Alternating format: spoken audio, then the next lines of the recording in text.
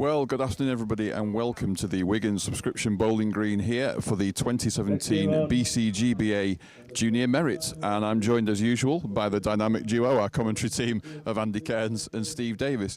What a fantastic event we've got this afternoon. It really is a prestigious event and a fantastic opportunity to showcase junior crown green bowls. And gentlemen, how special an event is this?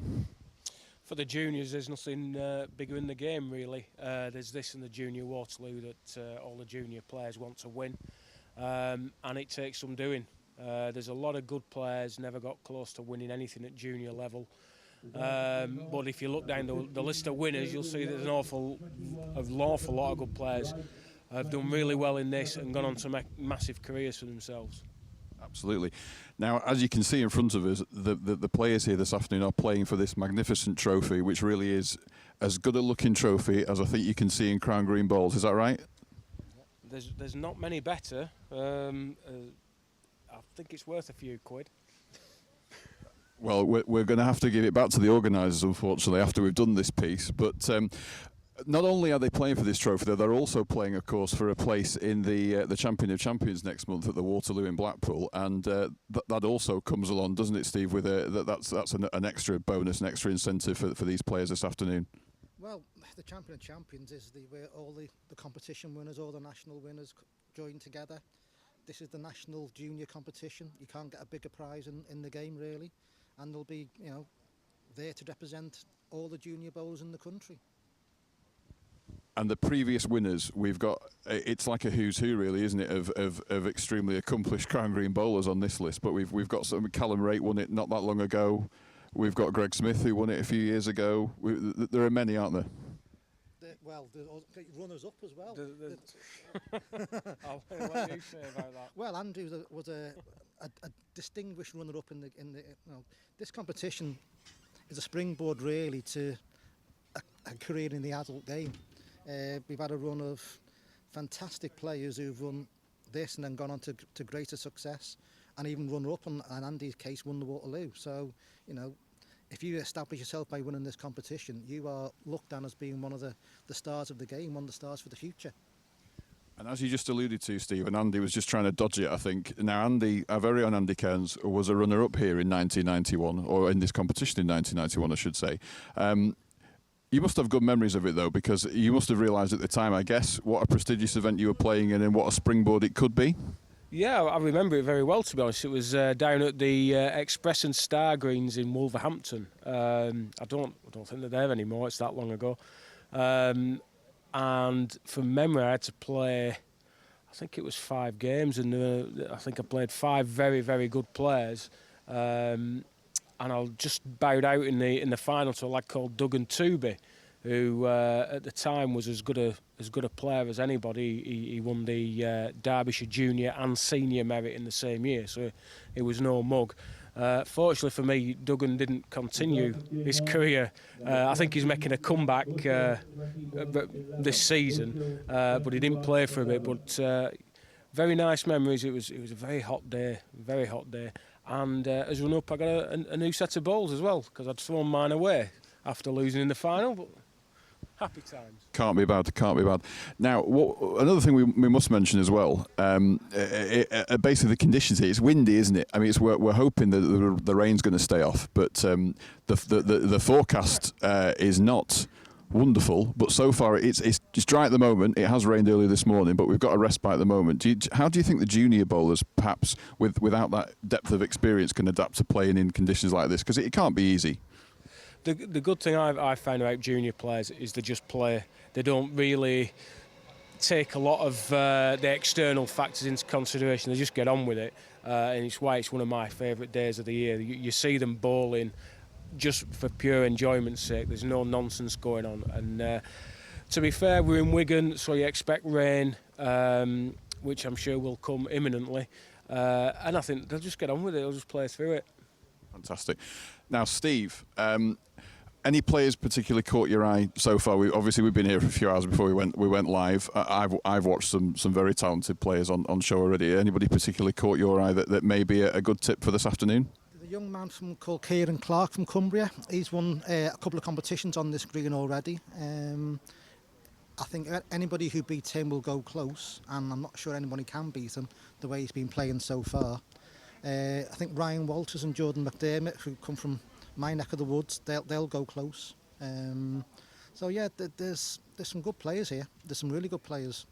I've mentioned 3 there. It wouldn't surprise me if they did well or won it. It wouldn't surprise me if somebody else came through the field as well. This is even though it's a junior competition, this is a high standard competition, and whoever wins this will work hard to do it. And so we're looking forward to showing what the junior bowlers can do today. And finally, as Andy mentioned, it's a wonderful opportunity for us to be able to bring this to you guys at home, because junior bowls, this is the showcase event of the year, isn't it, for them? And it's wonderful to be able to show it. And just from having a look at some of the competitors, even the fact that they're using different coloured bowls, which is not something you would normally see. It's good to see that the game is in touch with the younger age group, isn't it? Well, I think it's something as a game we've had to sort of embrace, and there's a lot of different coloured balls on the green, and I fair play to them. There should be more of that. I like playing. I've got a pair of claret and blue balls that I like playing with now and again, but it's whatever keeps them interested once they start playing. And if it's coloured bowls, great. If it's running after bowls, great. We should just let them get on with it and enjoy the bowling, because if they enjoy it, they'll keep doing it. Brilliant. Well, we're going to take a short break, and when we come back, we'll begin our coverage of the 2017 Junior Merit here from Wigan. So join us after the break. We'll see you soon. Good afternoon. Hope you enjoyed that short break. I'll just run through the first round results, keep you up to date with what's happened. So, the first round, we've got Lewis Cooper from Yorkshire 13, Lucas Hall, Warwick and Worcester 21.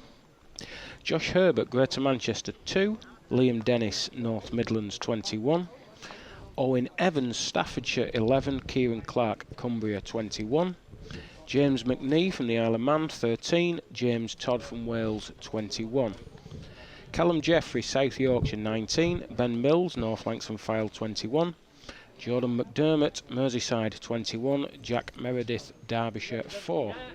Matthew Packett, Potteries and District 21, Mark Bushell, Cheshire 20, Fergal Wright from Lancashire 21, Susie Lawson from Shropshire 7, Tom Prosser of Greater Manchester 6, George Chapman of North Midlands 21, Harry Church of Shropshire 8, Jack Bushell of Cheshire 21, Joseph Lovemore from Potteries and District 17, Tom Wiltshire, South Yorkshire 21, Matthew Bell of Yorkshire 21, Rory Rollinson of Staffordshire 14.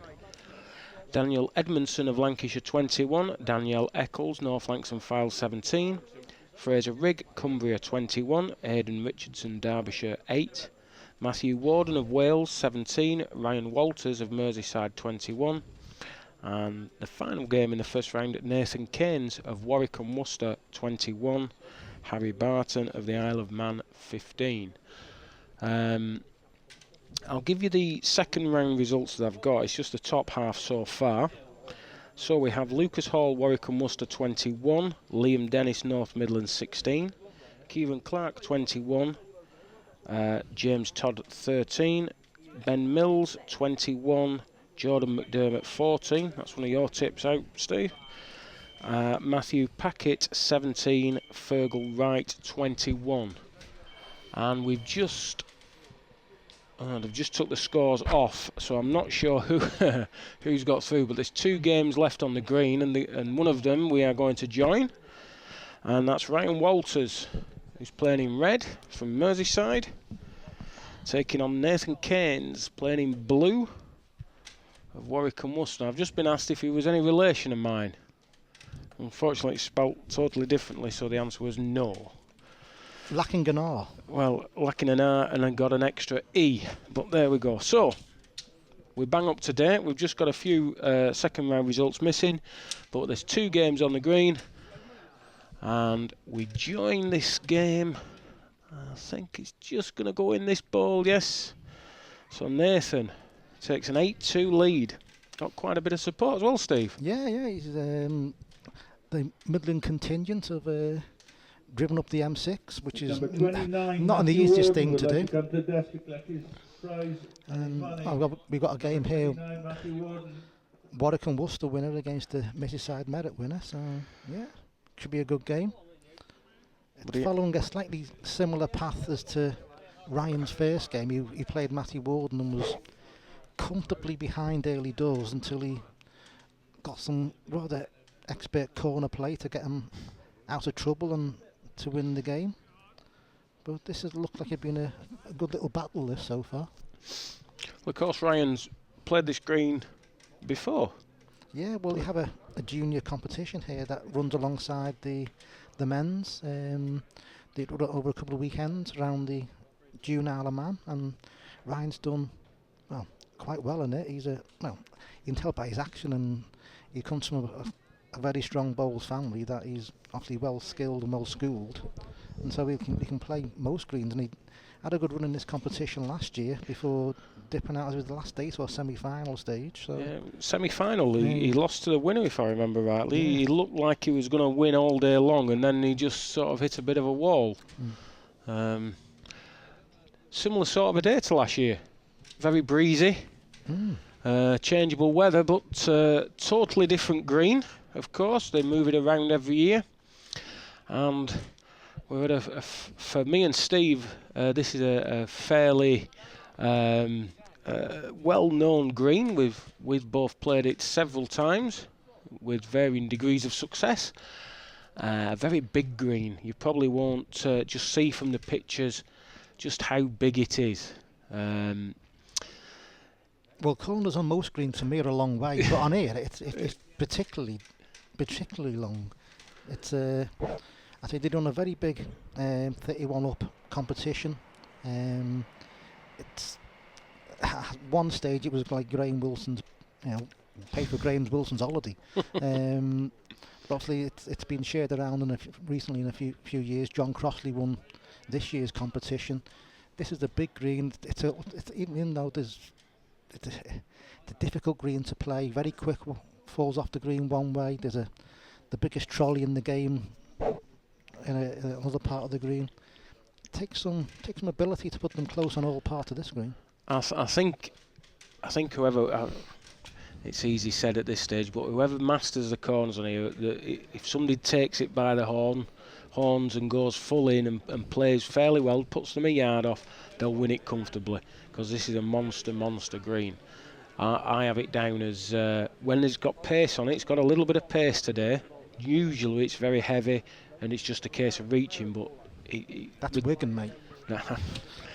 But with the wind and with there being a little bit of run in the green, I think it's going to play very difficult today. Don't expect balls stood all over the jack, because it isn't going to happen. Well, Nathan's caught Ryan out here, but obviously starting in the near enough in the corner. Everything out of there is a bit of a reach, and especially going up to the middle of the green, going towards that side. You've got to be there with your first bowl. You've got to give your bowl a chance, and Ryan did in first bowl, and this one needs to show all the peg in the world to count. It's not. So I think the young man from Warwick and Worcester will be quite happy. 10-4 lead. I watched his first round game, and he looked very controlled, very laid back. I like the way he played the game. Very impressive. Quite a lot of the young Warwick and Worcester players, they don't. I'm going to phrase this carefully. They don't overcomplicate things. They just play a reasonably simple mark, put them close, and go, yeah, beat that. Well, you don't get extra points for difficulty in this game, so it's not a bad plan. There's a lot of good players built careers on playing a very simple game. No point making it hard for yourself. Referee's just checking on who's the closest of the first two bowls, just like Nathan's. It's a very impressive hat he's got on. Did you ever watch Flower Pot Men when you were a kid? I did, yeah. Bobble up. It was a bit before my time, Steve, to be honest. I was more of a Flumps man. The Flumps? Flumps. And Jamie and his magic torch. Yeah. A fantastic theme tune. Absolutely, yeah. I've got it on DVD somewhere. Not sure what he's trying to play here. Stun run through. Stun and run. For me, there wasn't a shot on that way, playing that sort of weight, but there you go. It nearly came off. Audacious attempt. Isn't that what you'd have said if it happened against you on the green? I'd have probably said, well bowled. Fantastic shot, being the gentleman that I am. Oh, hang on, I'll just pick my head up. I'll pick one of my many chins off the floor.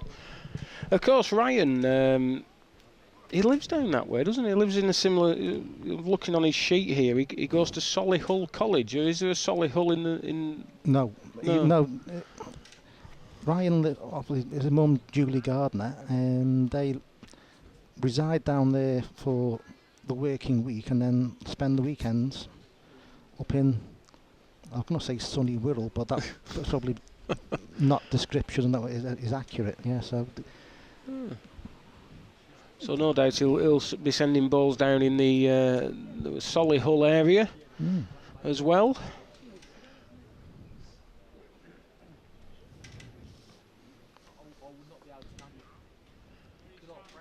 Referee, non-committal, change of bias.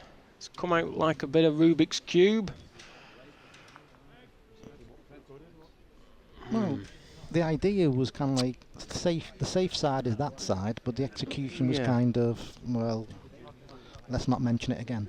Of course, they're playing across that big trolley you mentioned. Now, you won't be able to see it from the TV cameras, but I can assure you there's a trolley, and it's wide enough for me to lie down in, and you wouldn't see me. Yeah, it's also, shall we say, a bit of a reach both ways through it. Yes, it tends to collect the moisture. The grass seems to be a little bit lusher, and that's one of the reasons I never play it when I come here. I try to steer clear of it because you can.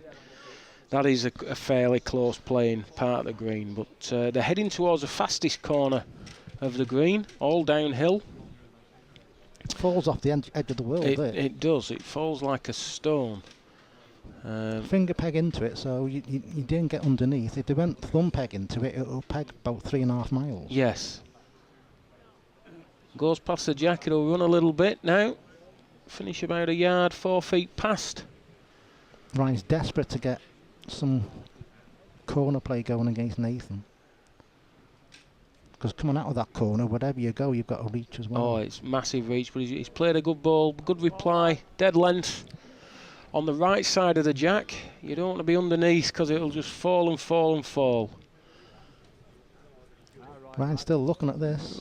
Looks a better pace. Being tipped by those on the side. Yeah, good ball. You can see we've actually got a monitor this time, Steve. We can see what's going on. That's no good for us, is it? No. It's nice to have a vantage point for a change. Looks over the bar to me. Not going to get any closer now. Look at that beautiful sky. Bit of Wigan sunshine. I think we're all right inside, aren't we?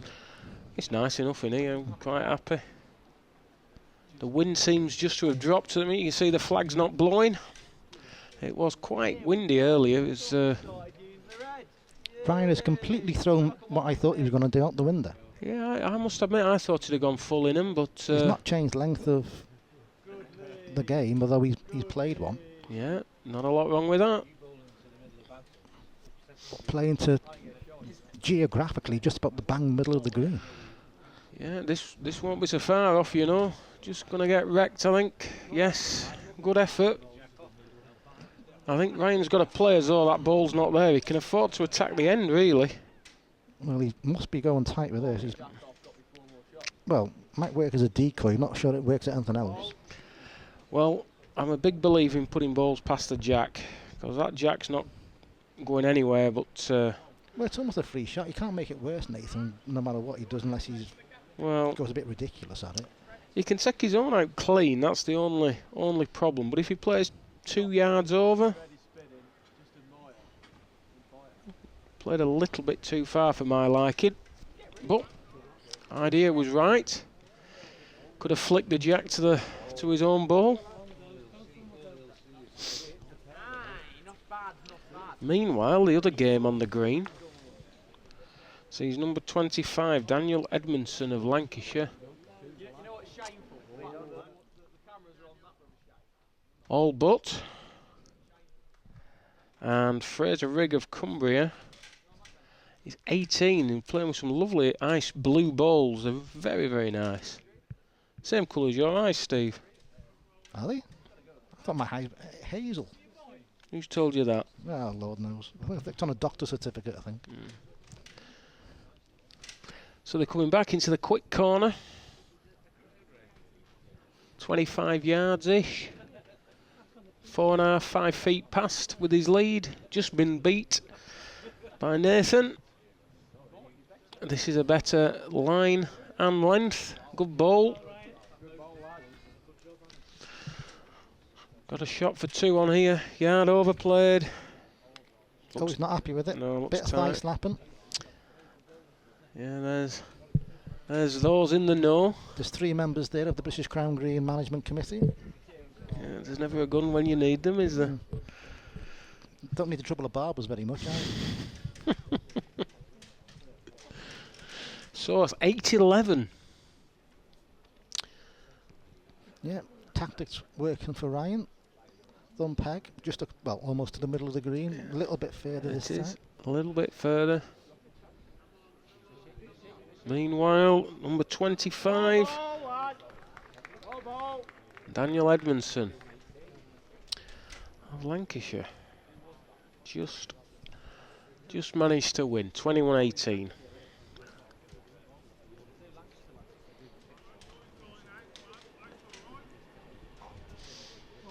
So, Daniel is waiting for the winner of this game in the last 8.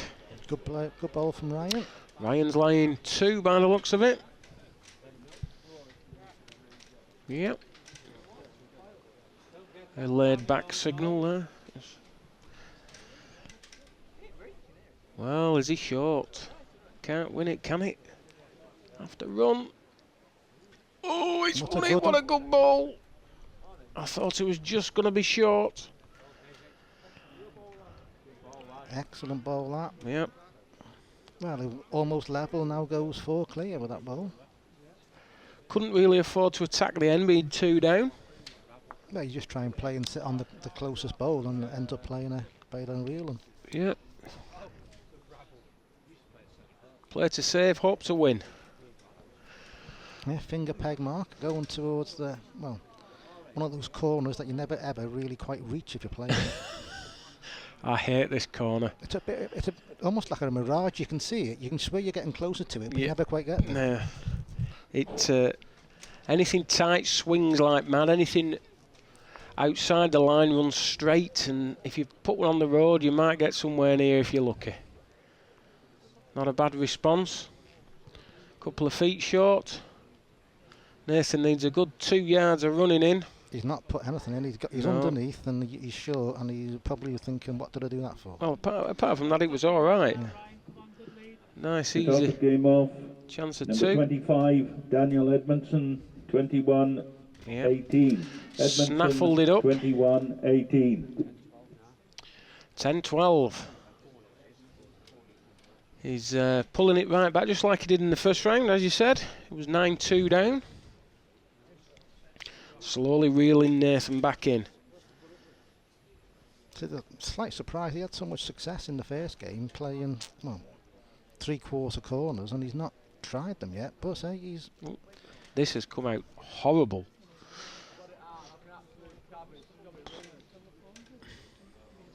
Actually, did quite well to get as close as it did. Well, this compared to it is going about 4 miles further. If it goes another yard past that jack, it'll go into the big trolley.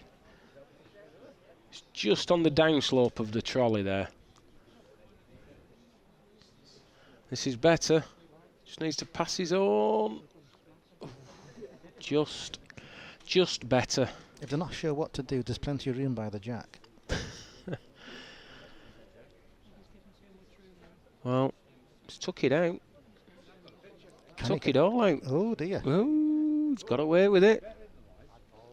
Good as touches now, Steve. Wow. 2. quite the most relaxed signal in the game, right? And he's almost like a bit kind of like, I won't raise my arms too high. It's too much of an effort. Could hurt your shoulders, of course. Back to the tactic that he's obviously preferred, just playing to the quick corner and back. Obviously, big change in pace both ways, up to the middle of the green and, well, downhill just about all the way here. Looking at this. Go past the jack, unless it hits it. Well, be happy with that. 18 inch, what, 20 inches past the jack. Nathan's trying to steer it. He's not awfully happy. He's not. Yeah, he's got tight again. Not quite there either. It's what I quite like about the junior All England. They surprise you with tactics. They play what they feel. Yeah. They enjoy the game. I like that. Oh, this is Jockeys yes. fell off. I don't think he ever got on it. Well, takes the lead, 13-12. No need to change his tactics. Body language is a bit different from 10 minutes ago. Indeed, yes. He's gone a little bit further. A little bit not so bad. That'll be the 2:30 to Yeah, we're right next to a railway line, not a coffee grinder. So.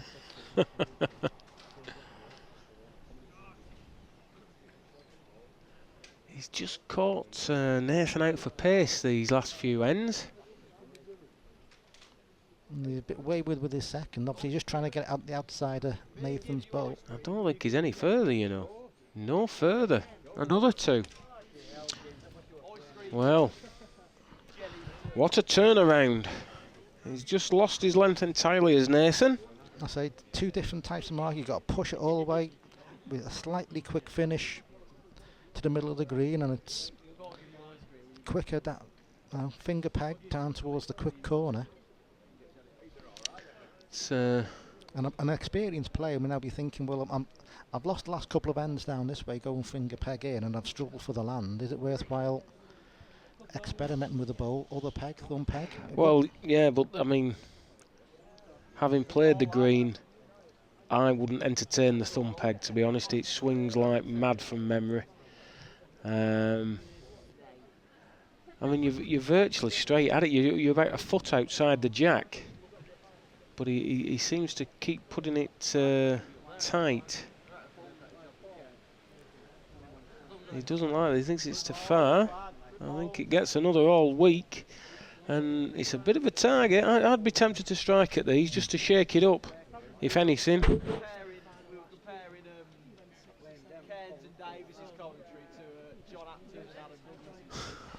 I think there's somebody taking our name in vain down there, Steve. Which clown's that? I think that, well, there's a few of them down there. Oh, yeah. Yes, we know who that is. Yeah. We know who that clown is. Yeah. Well, the slight surprise, not actually dressed as a clown. He managed to save one there.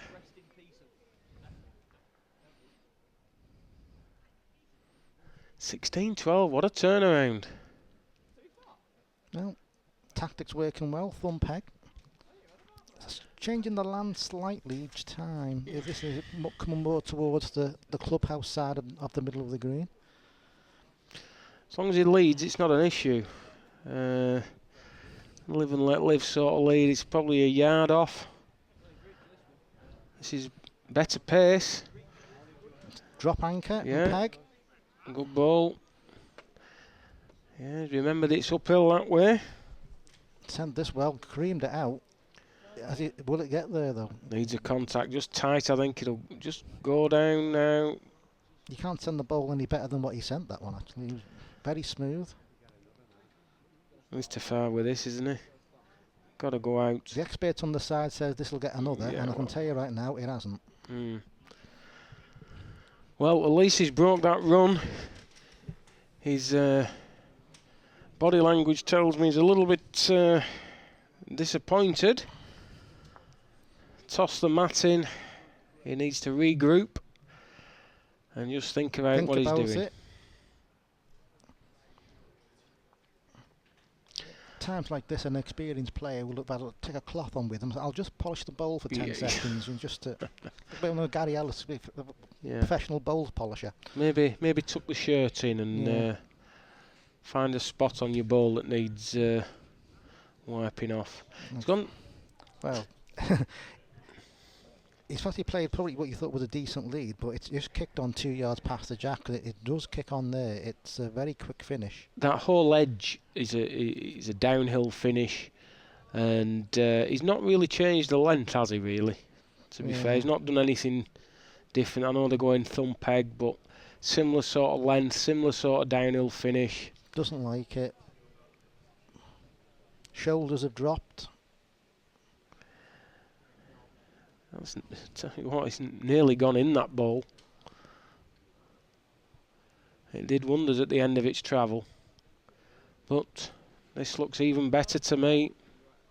Even better. Good too. Oh.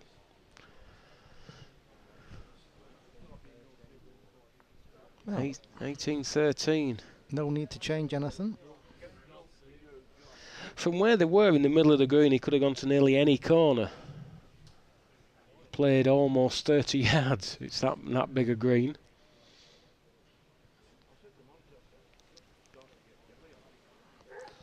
Now you've got to remember, from where the mat is, it's uphill for certainly most of where towards the jack. Yeah.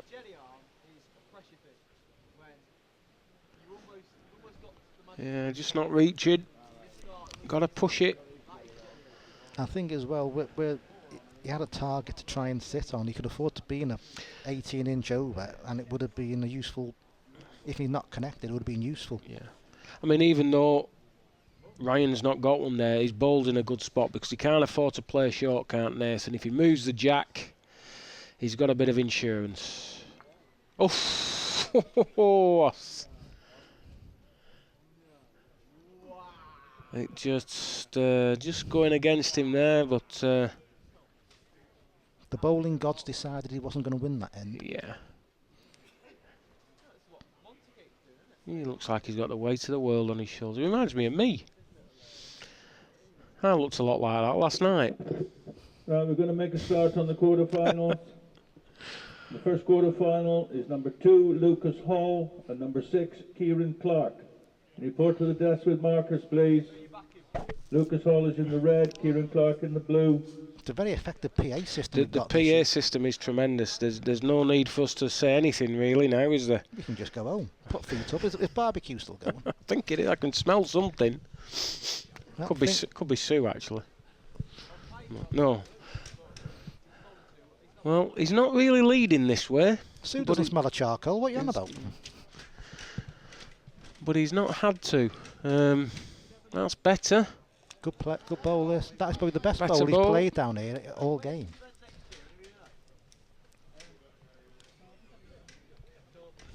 Now then, Ryan, what have you done with this? Give it a chance. Needs a contact.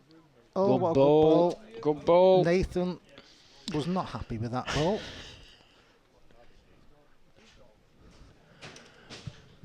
Well, has he left it? Oh, criminal. Yeah, left it. I think, unfortunately for Nathan, the Warwick and Worcester Junior Merit winner this year, I think this is probably as far as he's going to go. I can't see him making a comeback. The body language tells me he's sort of resigned to his fate at the moment. Ryan's just sticking to his game plan. Playing tidy well.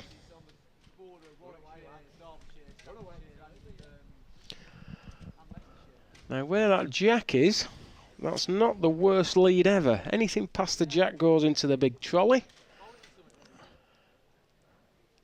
Let's see just how far it runs.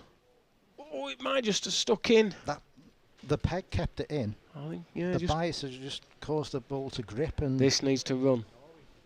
Shorty, shorty, short, short. Oh. Oh. What's Betty said? Betty. Oh dear me. I love them. God bless them. I shouldn't laugh, I'm sorry. Ryan likes his own. Well, I must admit, from our vantage point, it looks just favourite, but she did sort of tell Nathan he was in almost before that ball had stopped. This wins it.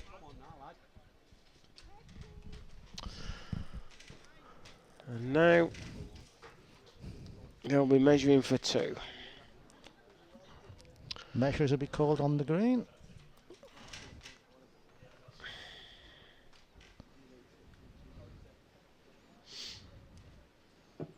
Right, first quarter final. Number 2, Lucas Hall. And number 6, Kieran Clark. Report to the green manager. Thank you. And they've each got a set of measures. That's that. Kieran, do you win? You win this one.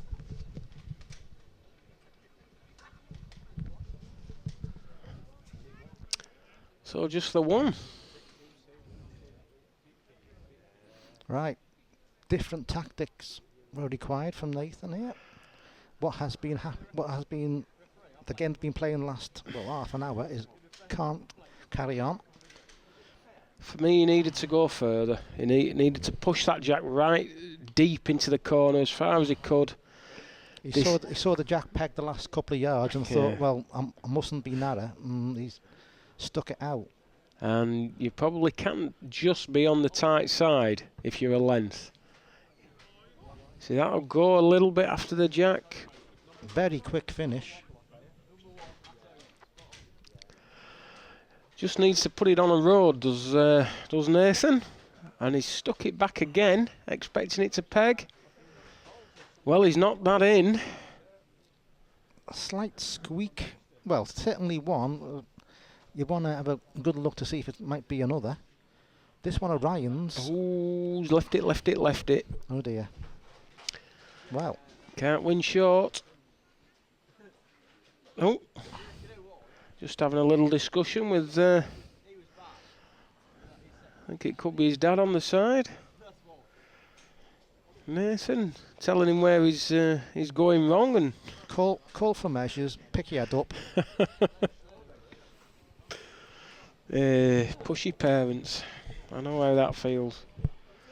Having a son who plays junior bowls, I've been very careful to not get involved with that side and just let him play his own game, because it's very, very frustrating.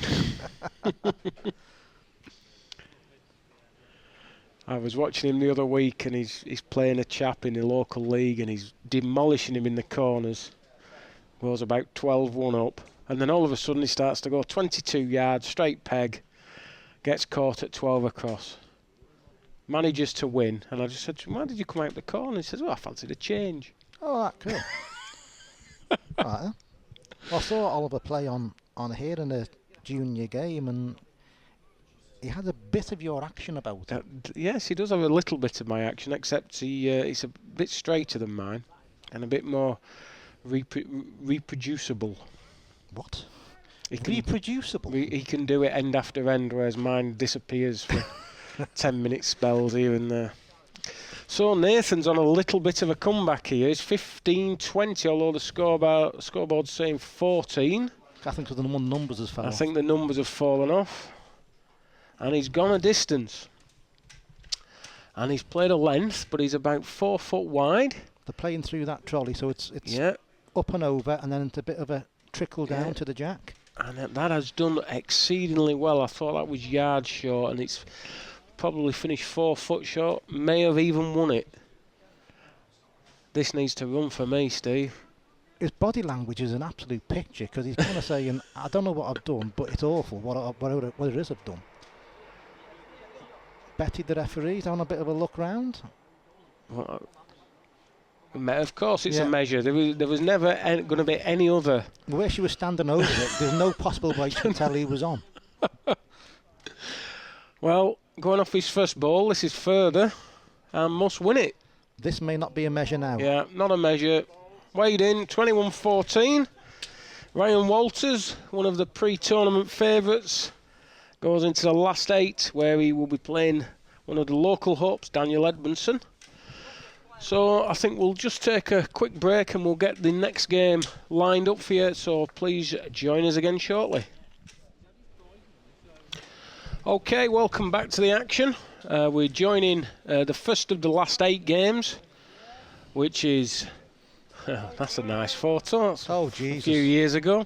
We're watching number 2, Lucas Hall from Warwick and Worcester, take on Kieran Clark from Cumbria. And you can see that Lucas is currently winning 8-1, but as we've rejoined the action, Kieran has just got in. Now, Kieran, I first watched bowl 5 or 6 years ago on a big heavy green in Blackburn, and he was maybe half the size what he is now, and he was the only one who could reach the corners. He had a beautifully smooth delivery. Obviously grown up a bit. Also I have a memory of him beating Jimmy Darby in a county game for Cumbria, which was, it wasn't so good at the time because, you know, we were playing for Greater Manchester, but it was very funny in hindsight because he was only 14, I think. You shouldn't laugh. Sorry, Jimmy. I don't mind discussing that because I beat Kieran in a county game, but round about the same time. Well, I felt slightly embarrassed doing it because he was about half my size. yeah. Well, even a broken clock's right twice a day, Steve. Well, That's all I bang can on. say about that. Anyway, just before we get into the game fully, I'll just give you the results we were missing from the second round. Jack Bushell of Cheshire beat George Chapman of North Midlands 21-11. And Matthew Bell of Yorkshire beat Tom Wiltshire of South Yorkshire 21-7. So the last 8 lineup is obviously Lucas Hall versus Kieran Clark. Ben Mills is playing Fergal Wright of Lancashire. Jack Bushell is playing Matthew Bell. And Daniel Edmondson is taking on Ryan Walters of Merseyside. So obviously, once we've watched this game, we'll go to another game in the last 8. But we'll concentrate on Hall versus Clark. So Lucas Hall from Walsall. So it'll be Staffordshire, man, won't it? No, Warwick and Worcester. I always get confused down there. Last year's Junior Waterloo winner. Movable boundaries down. Well, let's not talk about that. Don't get me started on boundaries of counties. It's one of my pet hates. But winner of the Junior Waterloo last year, which takes a bit of doing.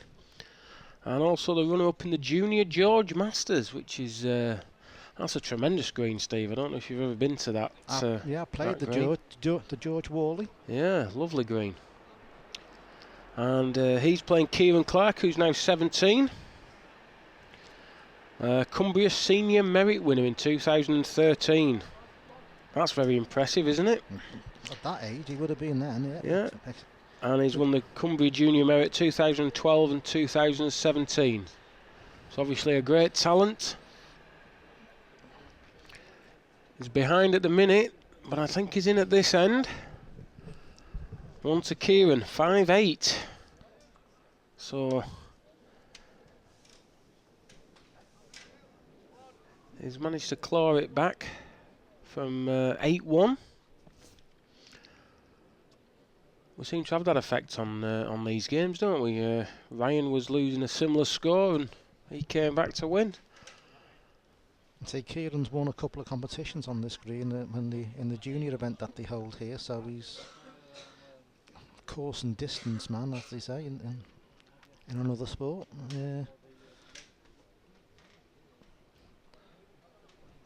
Decent lead there, almost a length, slightly tighter than the Jack, but this needs a connection. I remember back when Lee Lawton was playing regularly, he had a similar mark on this green. I watched him quite a few times and I've even played him once or twice. It's very difficult to road the bowls going across the big trolley we keep talking about. It's very easy for your bowls to get thrown off the road. Just need to be a fraction off it. I mean, look at that bowl hold out there. It wasn't that much off the road, but very intelligent play this. I would have expected Kieran to be a full-in corner man, but found a little mark to his liking. 25-yard-ish. Through the gully, over the top. Bit of a quick finish down. Yeah, just runs after his. Not only the line is a problem. It's big effort. Good ball. Bit of a difference in actions. Just a little bit. It's interesting to watch. There isn't a right and a wrong delivery in this game. It's however you feel comfortable getting them out. Well, the important thing is on the release that you've got some kind of you're balanced and you put the ball the ball down smoothly, and both do that with a different means of getting it there.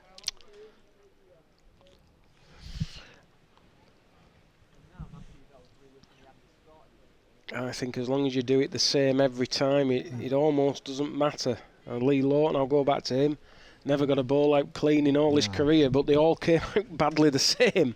And he was as prolific a winner as there ever was. It's just being able to do it the same time after time after time. Of course, if you're doing it at this age, you should be able to.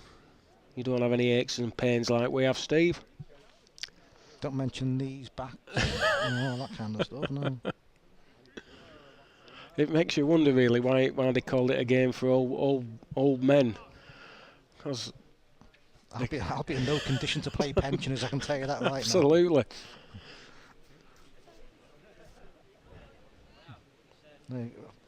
Going down towards that corner, you know it's a quick finish when you get to the corner, but getting to the corners, I say it's a very, very hard green, and as I say, normally for the 31 up comp they have on here that we go in, it's generally heavy. They like it to look nice, don't they? They like the green to look lush and green and perfect. So, but today there's a few brown bits. If it hadn't have rained, I think it would have been even quicker. And we mentioned a junior county game I came to watch. Was it last month? And that was just it was ridiculous that day. I didn't know this green could run that fast. One to Kieran, two behind, 10-8. Playing a thumb peg mark through the middle of the green. Actually, the jack's going to finish right in that trolley. It's just trickling down. Ideally, you'd want to be a foot 18 inch short of the jack. Make them play up to it. And he's going to go, look at it, just go past the jack. It was probably only 6 inch to far, but it's run nearly 2 foot past. This will certainly reach. This will reach. Big swing in action.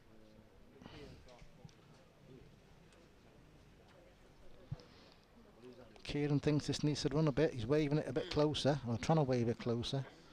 Not quite going to get to the downhill part. Oh, top of the hill, as they say. Needs passing. This is a good road. What's his length like? It's just holding off into the gully now. Will it just waggled and it's just going to fall over? Yeah, falling in for me. Yeah. One to Lucas. It's his first appearance in the Junior All England. 15-year-old.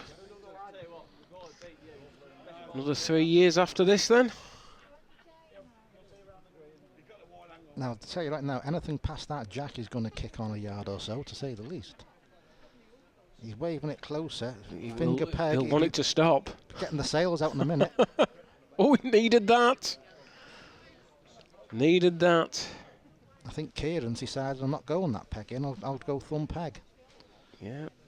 After the bias working against the slope, it'll be a slightly slower finish. Got to go under though. It won't peg uphill.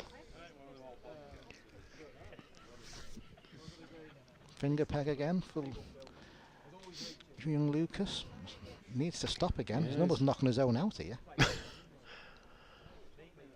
Yeah. You tipped it 5 minutes ago, Steve. It's not like you. You normally can't tip a bin. I can't tip a wheelbarrow, me. I Now can stiff and talc. Now then, has he reached? No. Difference there between your own thumb and finger peg in, or the finger peg working with the slope, kicks on more. Yep. Thumb peg, bias against the slope, just grips more. Yep. Don't get the same finish. Yep. You're not as daft as you look, Steve. I've been listening to everybody else, that's why. You've been listening to me, I think. To be honest, that last bowl, the ball for Kieran should have been playing at the counting ball. Yeah, that's what they would have said here. Oh, laddie, you should have been playing that ball. Yeah, we are in the panel country here. The professional association that's played specifically for betting purposes, and if you're short when you're not in, you know about it. They'll have you in the office, they'll have you down for not trying.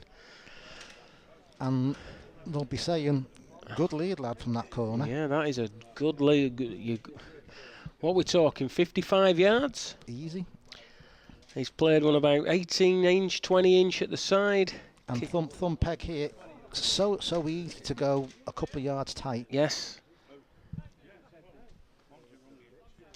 Needs to run for me. Through the gully, over the top, runs off. Well, if he was fair, it would have run a better finish towards the jack, but... Well, can Kieran find the land? He was perfect length with his first. He looks short and tight for me. One more. I don't think it would have made it anyway, but one more. That touch on the ball didn't help it any.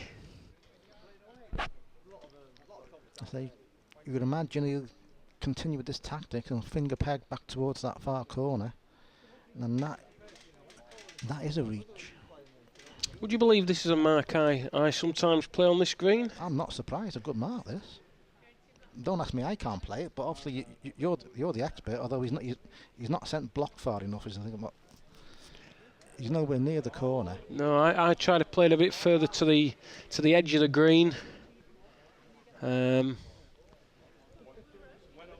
if you have a weak ball, it's a great mark. You can almost go just straight at it and both ways nearly. This is the only green I actually change balls for usually. I think it suits a weak set. If you ever come in the competition and you probably find you'll come off going, wasn't a lot of pegging those jacks.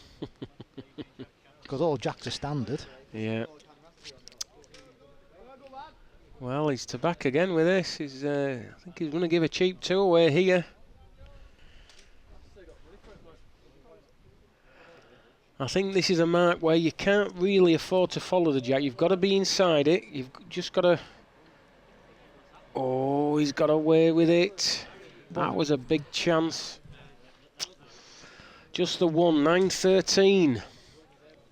That two would have put them in the same street.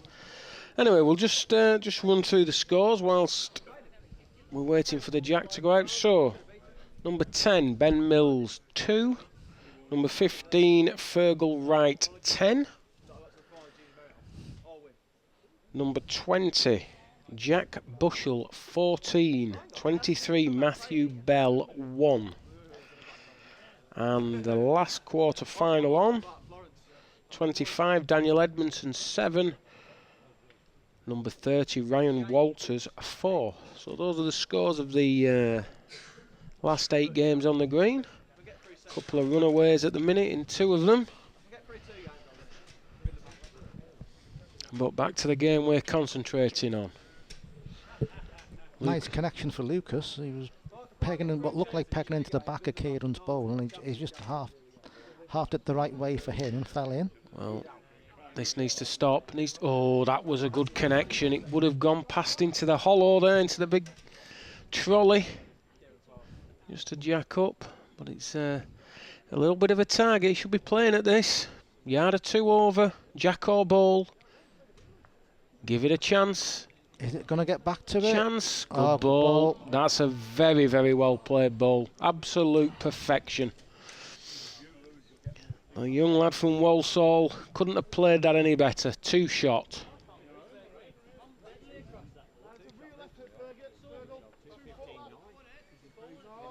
Now, you imagine he'll want to be a bit more precise with the jack this time and get it closer to the corner.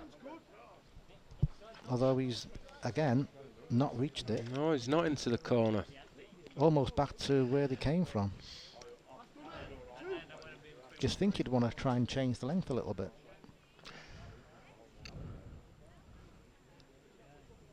But he's learnt the lesson on not going outside Jackland with his first bowl. It's a better lead. It's not a good lead. It's a yard off. It's live and let live. But at least it was on the road. It gives Kieran something to think about. Just got to be inside it. Yeah, that's a good ball. Could afford just to reach. Would have gone maybe 18-inch pass without the connection. Lucas should be making sure he passes the jack with this bowl. No, it's one of them. I think he was caught in 2 minds what to play really, and he's ended up playing a no ball. Now you need to get another Kieran. Find the gap and run. Yep, made 2. He would have kicked himself if he hadn't made a pair there. That would have been 2 ends running. He would have failed to capitalise on loose balls by Lucas. 4 behind, and now the change of length in the game has been provided by Kieran. Finger peg mark towards the entrance of the green. A mark well known by anybody who plays the green regular. Quick finish, but yeah, you've got to be there because you're playing through the gully. That's a good shot, that. You could see the line. He's on the road, just inside it. Well, better side to be on. You don't want to be outside the road because it will fall away. This is reached. My car's that way, be careful.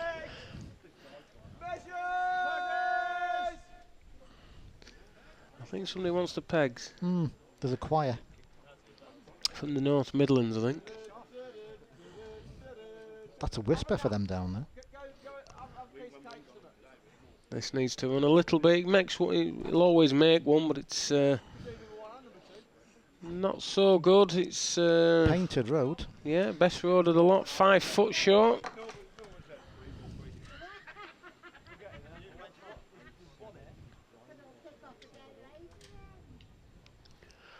Needs to take at least 2.5, 3 yards of running out to this ball, and I don't think he has. I think he's nearly as far.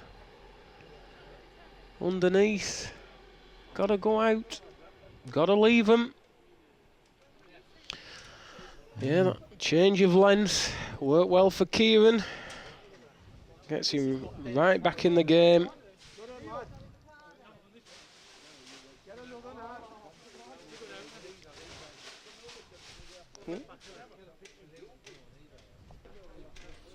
Now, a slight problem for Kieran is that there's another game, the Ryan Walters, Daniel Edmondson game. They're playing to the middle of the green, almost, you would imagine, just about where they would want to play through. So they just have to change it, going slightly different from where they came from. Thumb peg. Notice it's not right in. There's another 10 yards into that corner. Yeah, they could have gone a lot further, but uphill all the way. He's not reached with his lead, so it's probably for the best. Actually, on a road, he would have only been a yard or 2 short. Very easy to get tight. This ball must be tight then. This is... Unless he's changed peg. No. Kieran's not happy with them. Body language says it's tight, and it is. What's the length like? Well, shall we say the lead bowl is the closest so far? Yeah, you'd like to see, you wouldn't mind being 20 apiece and having them to beat for game. This is further. Is it? It's not furthest. Will it get past that ball? Pace keeps it straight. Well, it can't lose. Can't lose. So That was a crucial end as well. He got back to within one end of Lucas, and Kieran just played 2 shabby balls. Led him back in 16-13. Now then. Bit different land. Just tickled me as that. He was facing one way and he drew his arm back and went a different way. Thumb peg. Underneath the crown. Certainly reached. It'll stop in a minute. I'm not sure what it'll stop against though. Well, a couple of yard past, nearly 3 yard past.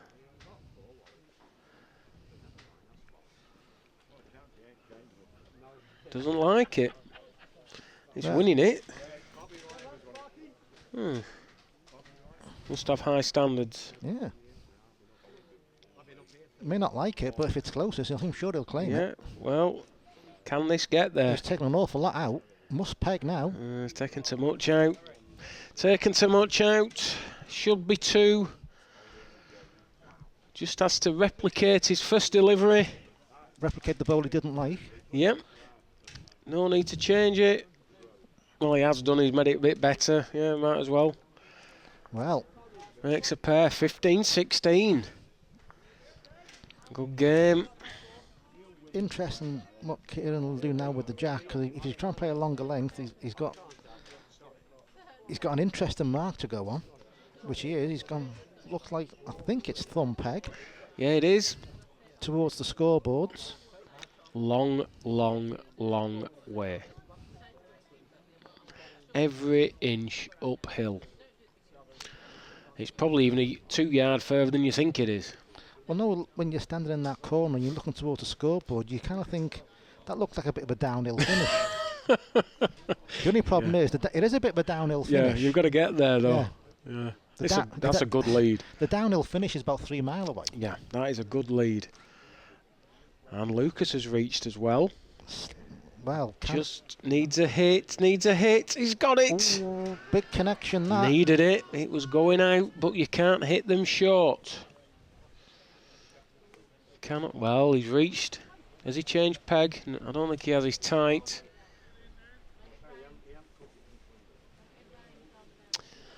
And we've got our first result in the last 8. Number 20, Jack Bushell, 21. Matthew Bell of Yorkshire, 3. Bit of a demolition job by Mr. Bushell. No doubt we'll be seeing him later on in the broadcast.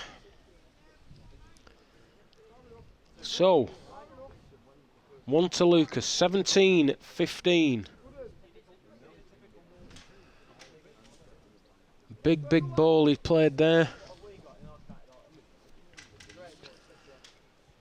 Who was in danger of drawing level was Kieran.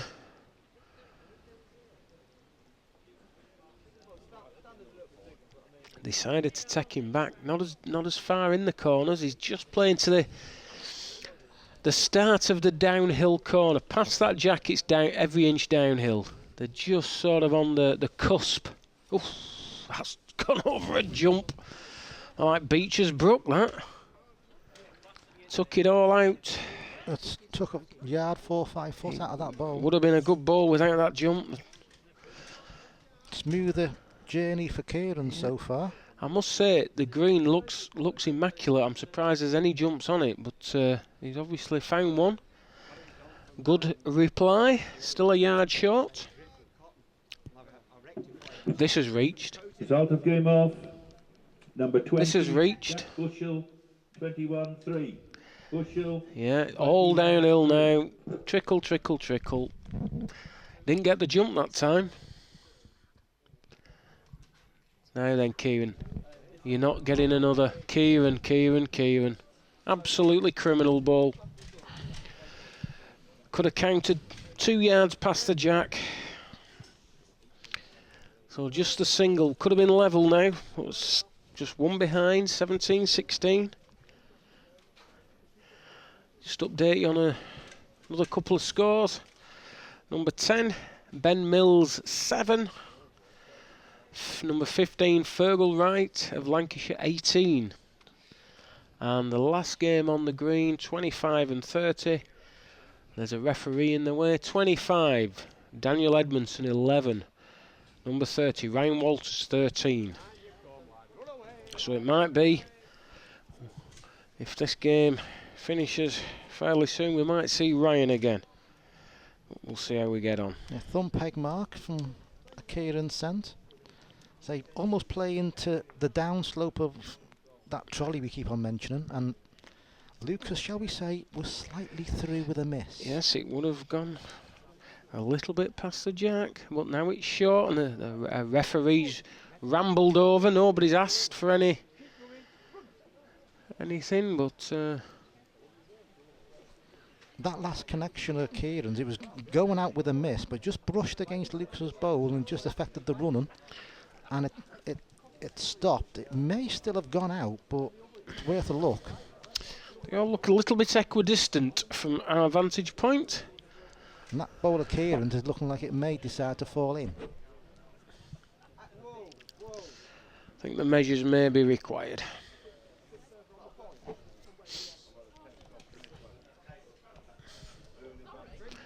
Are we aware of who the referees are, Steve? I'm not up on my Lancashire referees, I'm afraid. I know the chap with the interesting hat is Graham. Yes. Betty was on the green before. Betty's one of the local bowlers who runs a couple of teams in the Bolton area. My better half calls her captain. That one. Oh, a bit well. That's a bit of a shock. I thought Kieran's side ball was on. There you go. 18-16. Two clear. Anything for a lead.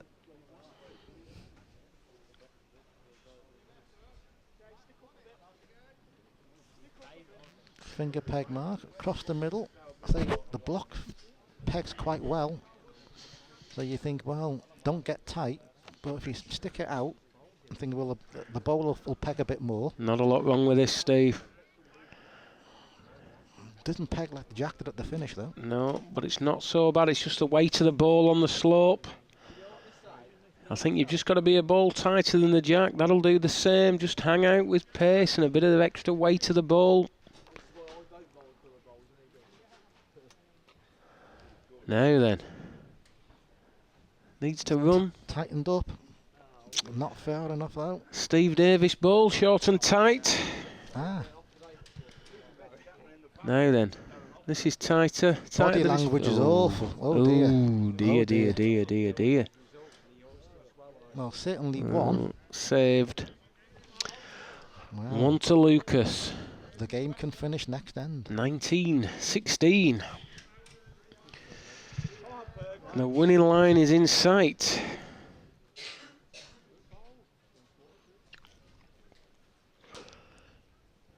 Looking like Fergal Wright is going to get home. He's all but 7 with a decent ball. Just a yard past the jack on a downhill finish.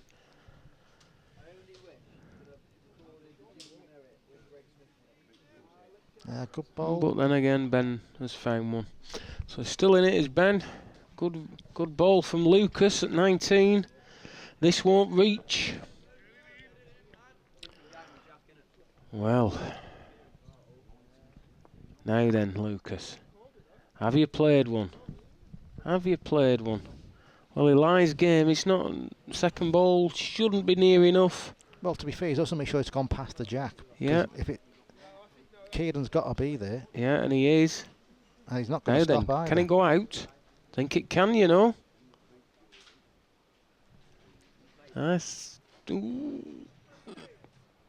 Not sure. Can't just tell. He's a teenager, so his body language is never going to be great. No. Measures.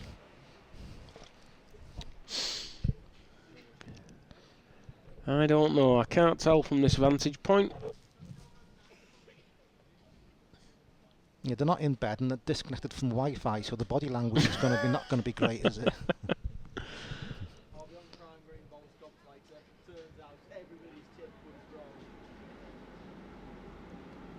Well,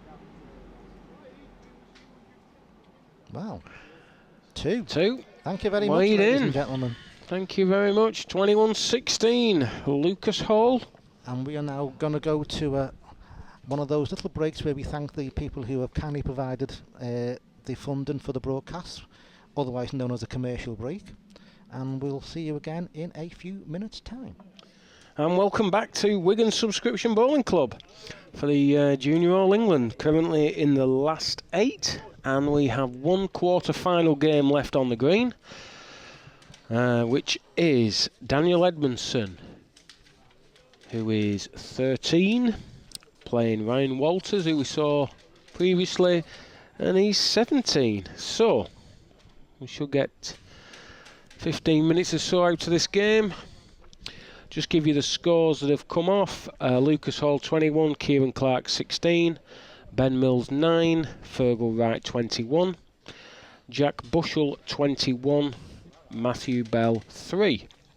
So we've got Lucas Hall, who will be playing Fergal Wright of Lancashire in one semi-final, and Jack Bushell is waiting for the winner of this jolly game. Number 15, Fergal Wright, 21-9. Wright, 21-9. And Daniel from Lancashire, I don't know where he lives. He hasn't put his address on the sheet. I don't know how local he is. Do you have any ideas, Stephen? No? He's 18, he's an engineering apprentice. I think he might be from the Coppell area. The Coppell area, right. Which is bordering North Lancashire. Yes, Coppell.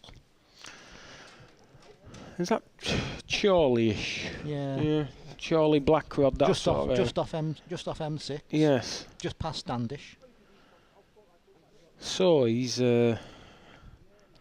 18. This is his last possible appearance in this event, and he's currently 14-17 behind against the lad we watched a couple of games ago, Ryan Walters.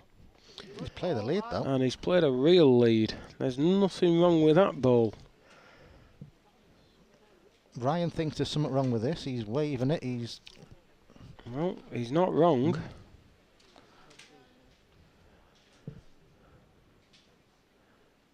Oh, he's got a sender's delivery, hasn't he? Nice swinging arm, nice stride out. You could reach the moon with a delivery like that. Yeah, I could do with one of those. You would think that he might be a little bit suspect going the bare minimum. But that's... Ryan's give his bowl a chance here. It's a hell of a chance. He's won it. Don't worry about that. Good ball, that. Yeah, that's a masterclass in how to put 3 yards in a ball. Well, from potentially 16-17, he's now 18-14. So that's a big ball. Keeps the pressure off.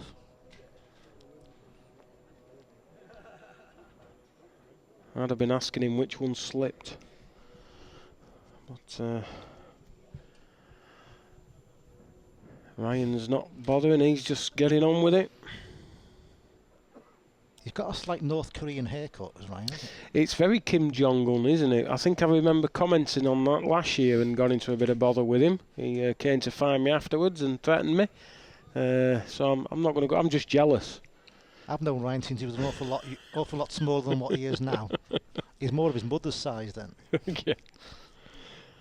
As you saw earlier in the interview we did at the top of the programme, you'll notice my hair has grown somewhat in certain places of my head. It's not the shaved bald bit it normally is, so I'm just jealous. Good too. He's got to either attack them or rely on the dead draw. I personally would attack them. Other wheel. Well. Has he got other pair? Oh no, he hasn't. Well. Oh, he had. Oof, yeah. And somehow gotten through a gap. I personally would have gone a little bit harder than that. But it was a good effort. But you don't get anything for good efforts, unfortunately. That's 2 to Ryan. So he should be all but by my reckoning. There's something not just happening on this scoreboard in the far corner.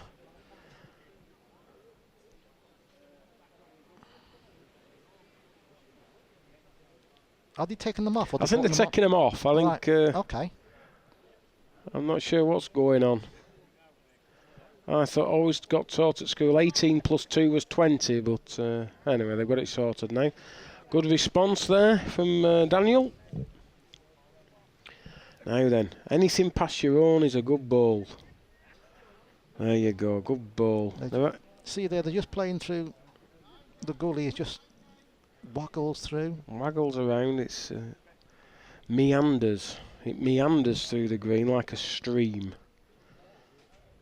That's not quite sure what he's trying to play there, apart from he's trying to lick a ball half an inch off. Sometimes it happens. Certainly not a percentage ball, especially when you're game down. But, well played, Ryan. Sorry there wasn't more to that game. Unfortunately, we can't control how long a game will last.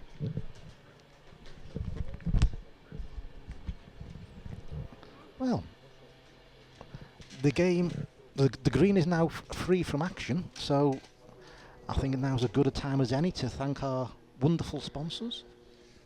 Hello, welcome back to Wigan, and with me, a true Crown Green bowling champion, Alan Broadhurst. Alan, congratulations. Nice to see you. I don't know why I said congratulations, but never mind. No idea. How are you? And first of all, what a wonderful event this is, and you must be so proud that that your club is hosting this event, because you've been a member here for over 30 years, haven't you? I have, yes. I started here when I moved into Wigan. I used to live in a place called Aspel, a small little place which is quite famous for bowling, which is only about 5 miles away. But when I came here, I decided to join this club, and ever since I've been a member here, and I've played here for the team. It's a fantastic old club, and we were having a discussion before we came on air that it was founded. There's some confusion, but it's either 1852 or 1853. Yeah, it was founded by some businessmen in Wigan, who decided they wanted to get away from the wives, I believe, and they set up the business. They got some money together and built the club in 1852, and it opened in 1853. Quarter-final losers connect. Yeah, so it's got a lot of history about it. What does it mean for a club like this to be promoting junior Crown Green bowls in such a way, to host this, because it is the most prestigious competition, isn't it? I mean, we talked before.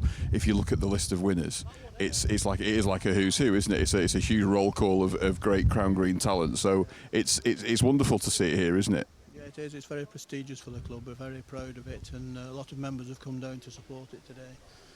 I myself was a junior. I never won anything as a junior, but I think it's fantastic the way that these young lads can play the game. It's the future of the game, and I think it's great that they play on our green. And actually, the sun's actually shining now, and it's really enjoyable. Now, you've been watching the action, and we're down now to the last 4. Anybody in particular now at this stage? Can you have a favourite now in the semi-final? Or? I've been very impressed by a fellow called Bushell. Yes. I think he's something like 64 pints worth, but he plays Ryan Walters, who's probably the favourite because he's got more experience than anybody else. But they're all good players. You see the lead really well, and it's a difficult green this. So like if you see your yard balls are generally counting, but here today they're just not. If you look there today, this end there's 2 balls within 2 foot straight away. Really good standard, very good standard.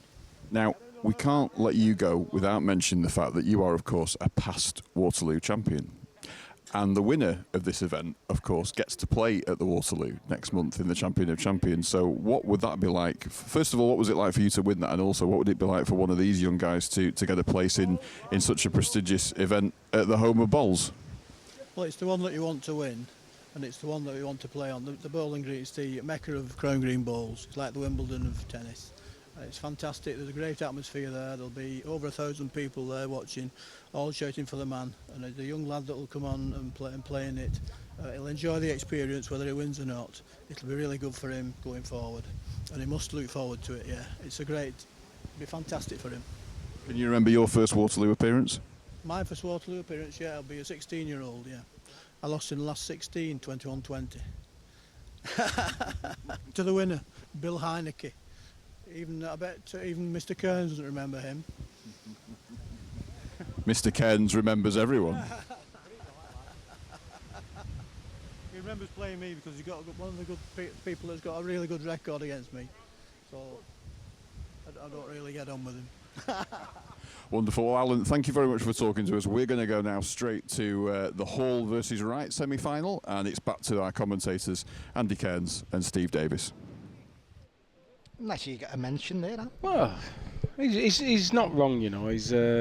I don't remember Bill Heineke at all, and if Alan was 16, I probably wasn't even a twinkle in my dad's eye at that point. So, but yeah, I do have quite a good record with Alan. He has beat me actually on here in a final of a panel event that they had, but generally I do very well with him. I get him up and down a trolley somewhere, and at least we can smile and laugh about things now. Did he mention his bad back? Normally, a conversation with Alan normally goes round to his bad back. He usually comes up, but I didn't hear it mentioned there. I'll be honest with you, I have a lot of time for Alan, a tremendous bowler who's been there and done everything. A really nice chap as well. If you ever get the opportunity to spend some time with him and talk about bowls, he's well worth it. He's good value. Good value. The thing about I notice about, obviously I live round, well, not too far away from here now. It's a bowling really hotbed area, but they're all very well schooled. They know what to do. The education they receive playing the game is very, very good.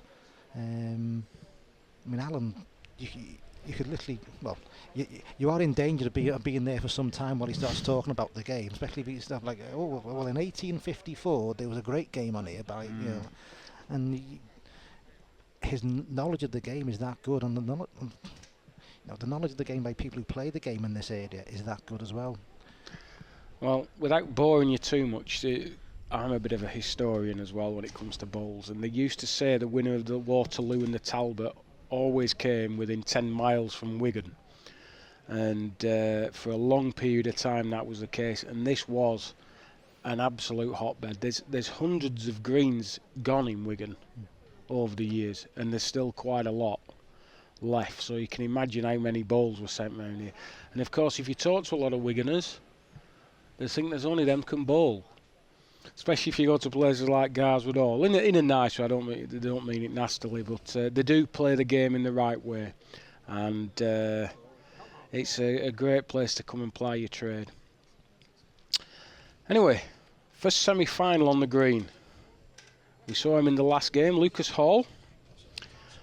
And down in Walsall, he's playing a Fergal Wright, who has come through quite comfortably.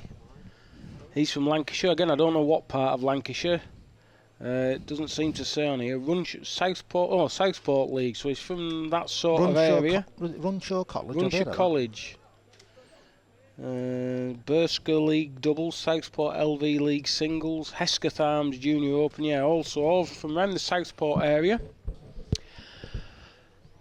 And the score is currently 5-2 to Fergal.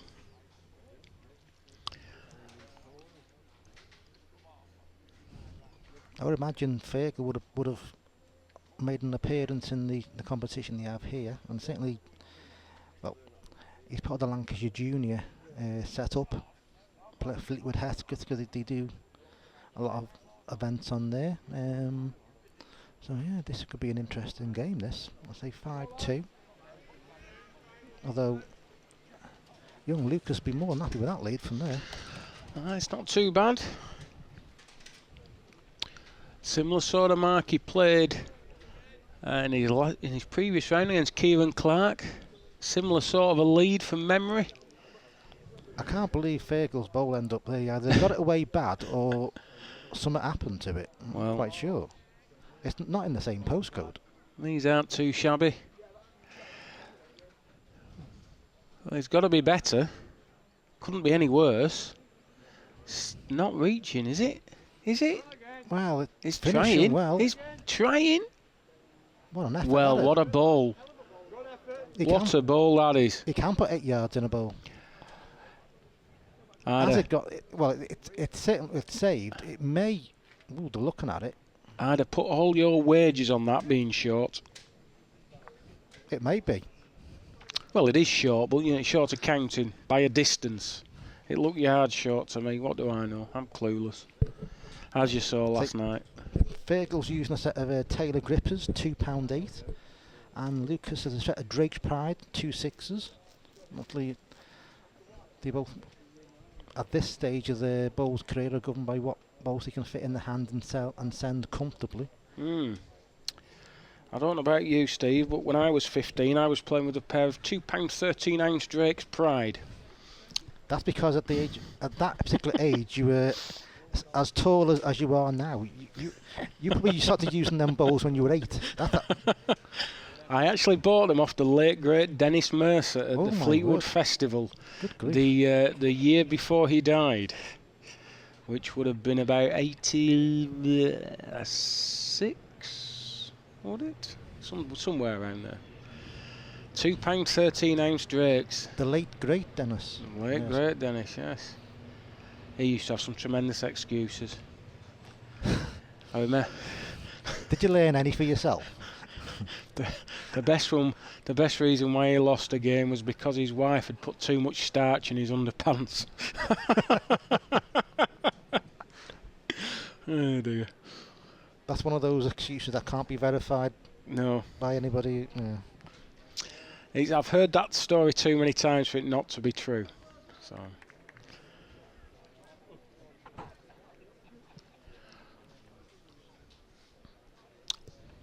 It's 3-5. 3-5. They've finally got the scoreboard right. That needs to run an inch. Can't. Given up. Fergal just make sure he was on. It's a tremendous name. I wonder if his parents liked the undertones. Or Fergal Shark. Right, second semi-final. Number 20, Jack Bushell. And number 30, Ryan Walters. Report to the office with Marcus, please. Don't mind a bit of teenage kicks. Well, quite an undertones fan when I was a little bit younger.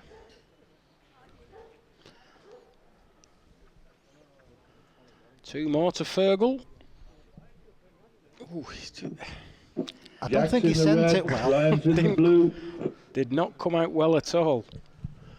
I don't know if it's bumpy in that corner or whether that's just his delivery, but he just seems to lift them on release. But like we said earlier, if you do it every time, it isn't an issue. It's if you good lead, nothing up with that. Okay, Will. Well, needs to run for me. Needs to run and shut her back. Won't do. It would have done if it had been further. It would have gone back against the bias. They're in this big trolley that we keep talking about. And no joke, I can lie down in that trolley. Yeah, good too. Got a bit of support as well. Kicked back against the bias. Where's he put this? Jeepers. Well. The block and Fergal's bowls were kicking back against one of the edges of this trolley, and Lucas with the second bowl was on yards different land. Well, he would have pegged it all if it had been a length. They would have come off the opposite side of the bank and would have pegged round to it, but with any pace on it, just wasn't going to look at it.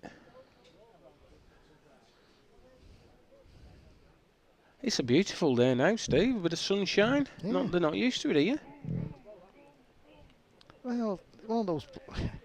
It's a green and pleasant land because it gets that much rain, but it also gets a lot of sunshine as well. But normally within half an hour of each other. Yeah, good lead. Good lead. He's playing well. Like we said at the start, you're not going to see balls stood all over the jack. Anything a foot off is really, really good. Take some beating.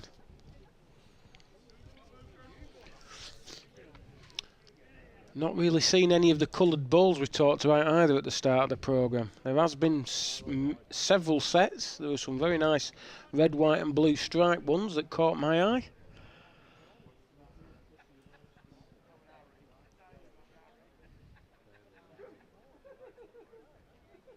But everyone playing with regulation black bowls. Needs a contact. One more. 10-3. Well, Never been in it before, Fergal. It's his first time in, and he's at his last opportunity.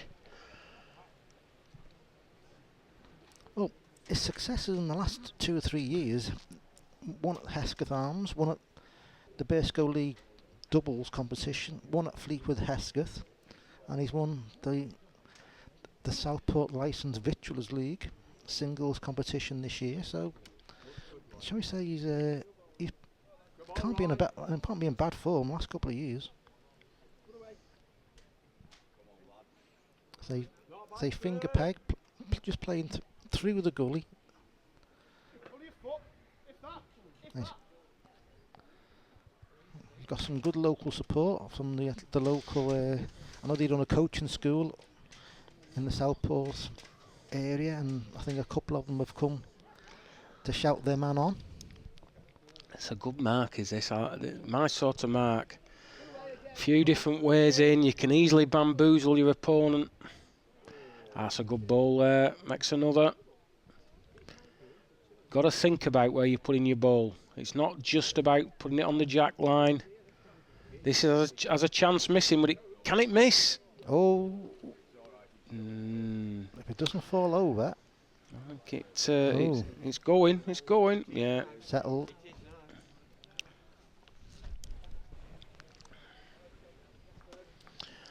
(11-3). Playing very well. No need to change it. Did I tell you I won something on the raffle, Steve? Oh, what did you win? I won a pair of measures. Is it a pair? No, a set of measures. That's what they call them, isn't it? Not a pair of measures. They don't come in pairs, do they? 11 foot long, fortunately, so I should be able to get some use out of them.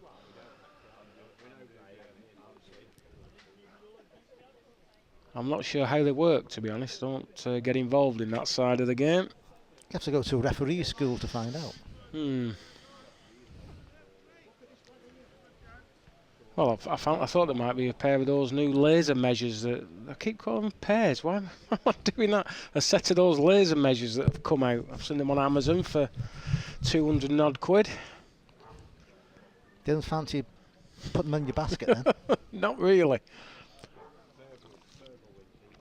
Goes out, does this ball.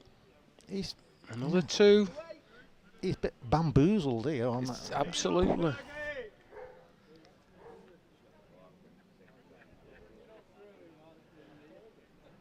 It's a good mark. He's playing in and out of the trolley.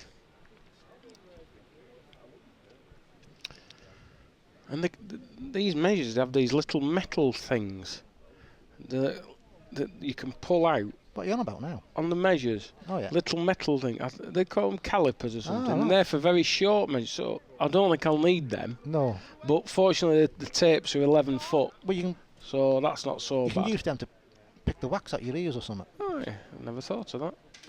Yeah.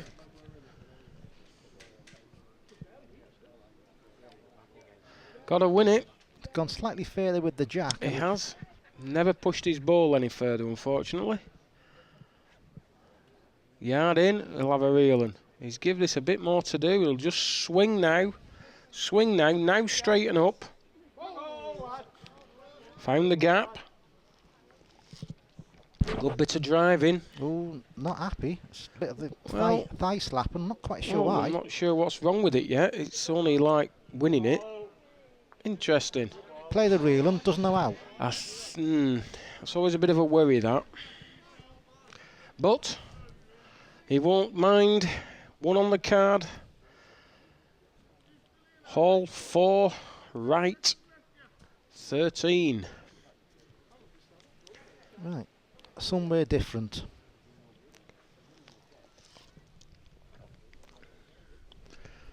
Finger peg. Far left-hand corner. Quick finish. All uphill to the last couple of yards. Do not get tight, because it'll swing like mad now. Swing, swing, swing. Great green. There's a bit of everything on it. Yeah, if you don't mind, the choice is entirely yours. You can go 20 yards everywhere and bamboozle people, or you can go full in. And there's some superb edges on here. Really good edges. I strongly recommend for those who want to watch top class bowls to come down here in May and June for the 31 up competition they have. Just make sure it's not a night when I'm not on, because there won't be any top class bowling then. Or when I'm on, because you can guarantee it'll be either just after or during torrential rain. Oh, it needed that, and it's still gone out.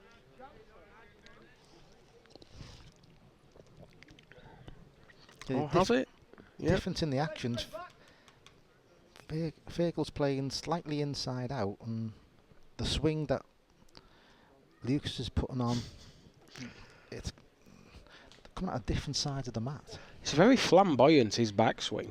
It's you take somebody's eye out with it. Not the highest I've ever seen, but certainly very elaborate, shall we say. And his reach with this needs a hit. Not got it. On several yards past.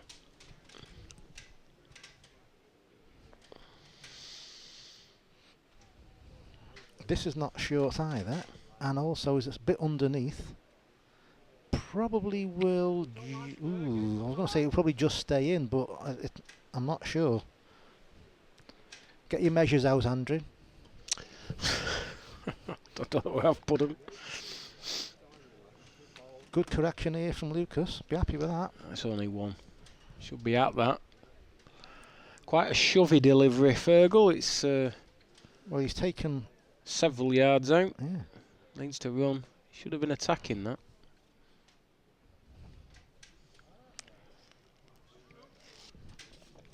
Should have been a yard over. Well, he's chipping away. 6-13.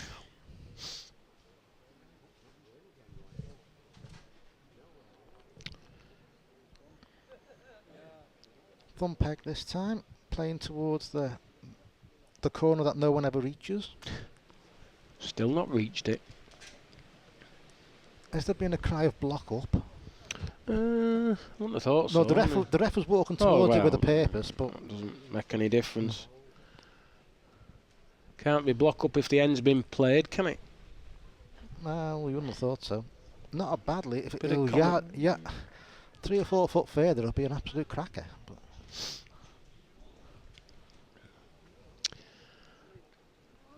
But further from Fergal. It's a dig. Ooh, goes now. It just sort of wibbly wobbled. Wibbly wobble. Wibbly wobbled to the left.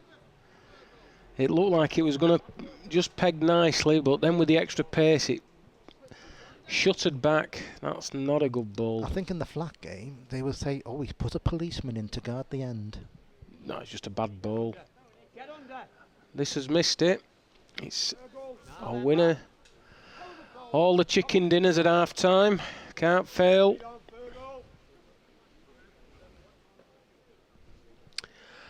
(14-6).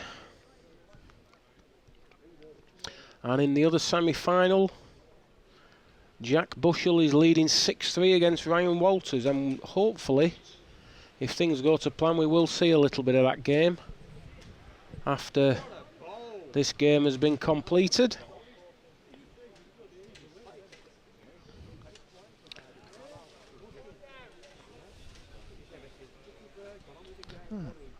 Thumb peg mark towards the clubhouse. Through the gully. Needs to run. Very easy just to leave them short here. It does finish towards the club. It's one of those you've got to get over. This will reach. Good grief. This is nearly knocking the club down. Just past Fergal's ball, it starts running. Last couple of yards of the green, it's a downhill finish. He's put a bit in. Might be too far now. This will go a bit. That's off as well. Well, and just past the short bowl. Short bowl becomes the jack. Just pass it by. It's that simple. Yeah. I think those are the worst 2 balls he's played today. Well, he's taken some out of his he's first. took it all out. Can it miss that ball? Can it miss that ball? He's not reached that ball. Oh. Well, it's fell over. I think we'll need the measures.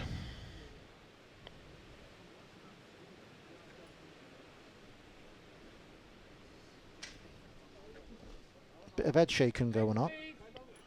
Measures have been called.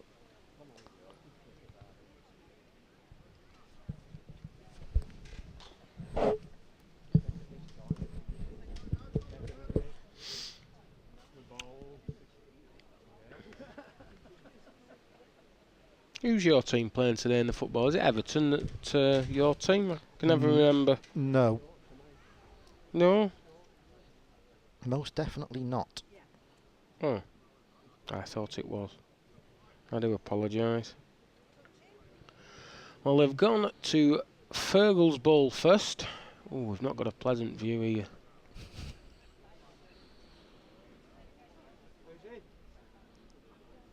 Who's in is the... Oh, dearie me today.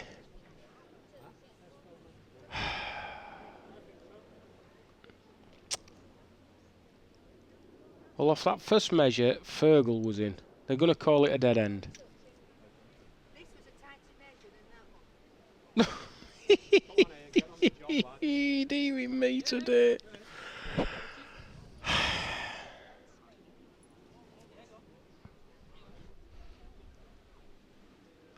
They had a gap the first time, you know. I could see the gap. Should we go to commercial break? We could become some time here. Oh, it's... He was up. Who? No. What? Never. How? Never in a million years. Okay.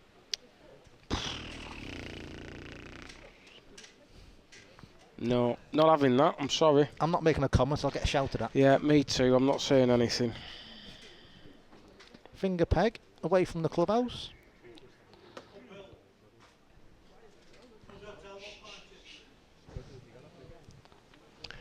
Well, Decent road. Tell you what, this is the best lead he's played up here for some time. I'll be happy with that. Yeah, it's not so bad.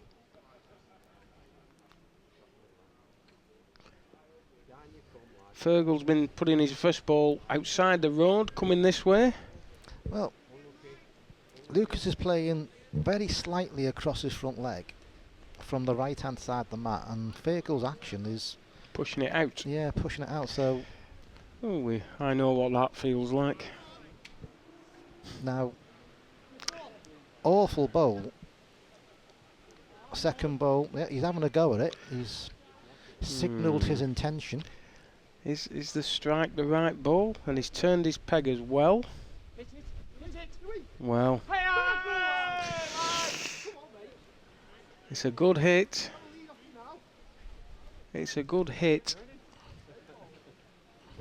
Not sure I would have played that ball, but it's worked for him. That's what matters. 15-7. That's all that matters. Oh, they're having a quick little look. Oh, only one. The way he looked, I think, oh, has it stopped for another? But no. Just to fill you in on the other game, Jack Bushell is 12-3 in front of Ryan Walters, so we may not get to that game. It just depends. We'll keep you informed. As the wind gets up, thumb peg towards the clubhouse and commentary position. We couldn't actually get much view of the mark, better view of the mark. I can't see it because of my feet. All right. I've got my feet up, I'm relaxing. Just a yard past. Road was good.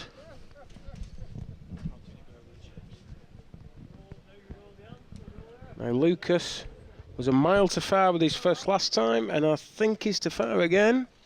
Ah. And that's caught him out. Needs a yard out, does Fergal. Little shovey delivery. Well, he's further. He's put it in rather than took it out. Easy done. Wow. So 2 yards of running. That's what you need to take out. Is it tight? Well, he's took He's took a lot out. Needs to get up this hill now. and it hasn't done. Stopped dead, that ball. Stopped in the trolley. Fergal 1, 16-7.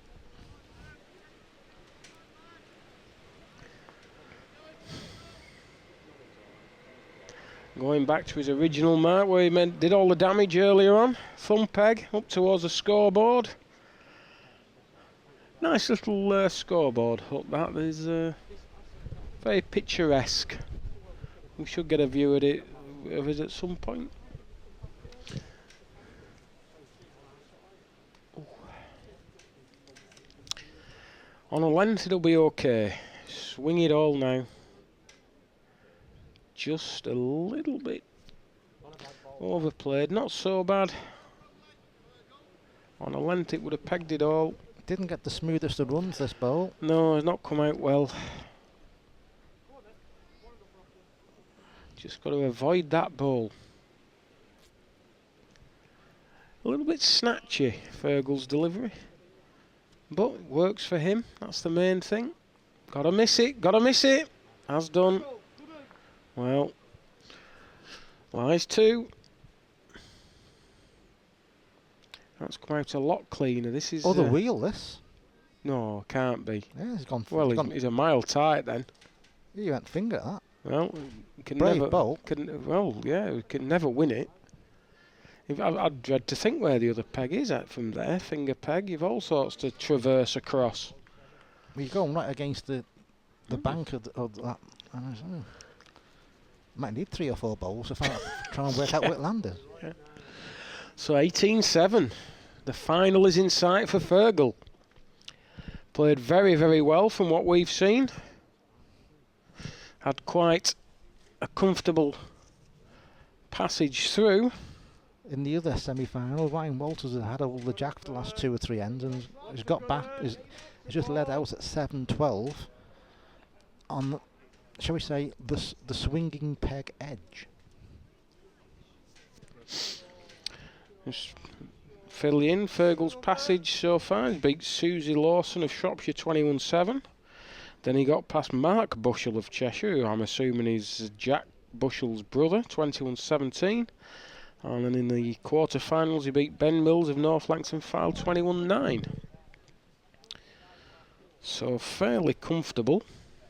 Never looked in any real bother, and this game has been similar.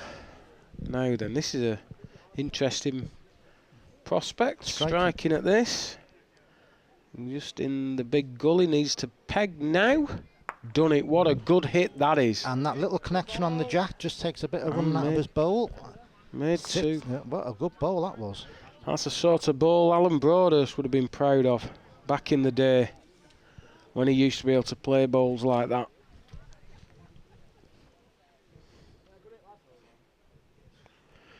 So, 9-18. Will that give him a bit of hope?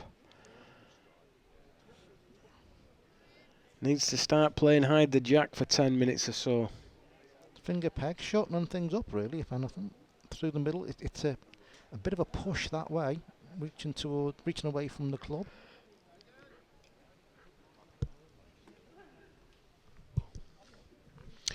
Looks on a good road to me. All on his pace now, yeah. Not so bad. Probably about a foot short, that's all. This is on a bit of a road as well. Can it miss it? Can it reach it? That's the question. Ooh. Peg round it, just flicked it. As it slathered past. And I wanted to find out you were on before I sent me bowl. Yeah, it would have been an idea really, because if he's not in, that's not a good ball. Now then, Fergal, you do need to know who's in. Turn your own ball over. Just after, just playing a length. Just shoveled underneath.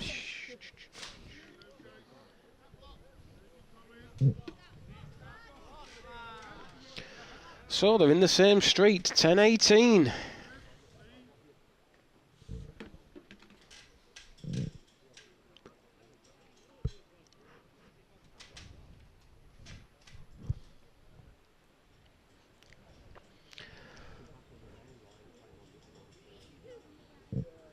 And some peg back towards the club, just staying out of the big trolley that we keep talking about.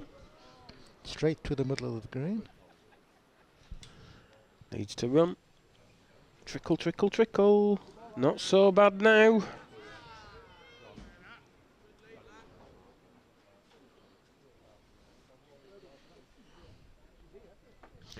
Big effort, needs a contact. Just having that 2 yards extra pace, I mean, it didn't quite drift back.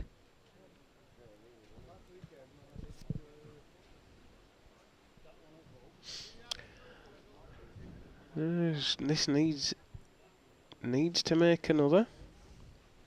He has done. Past the jack would be perfect. Yeah, that's a good spot there, especially if he falls over. Got to go for the jack. Gone for the jack. Any contact? No. Just Tommy underneath. Law. Ooh, interesting. Now then. 12-18. The other semi-final, Ryan Walters, still on this edge. Big swinging round peg mark. Is led out 12.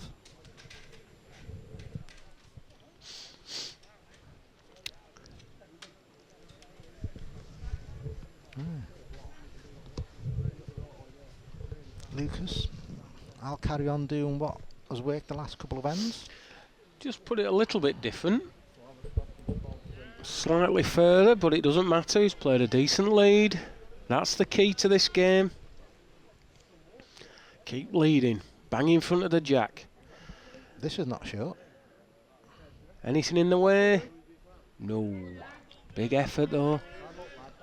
Good attack, as they say. Steady yourself, Lucas. You're thinking, well, hang on. 12-18. I've got well, doubled me score type thing. Run away, run away, run away. Couple Mix of another. twos. Couple of twos, and it's all in the balance again. This ball has come out like a bit of Lego, so it must win it. Better length of everything. It was going end over end for the first 2 yards. He likes it. Body language tells me it's in.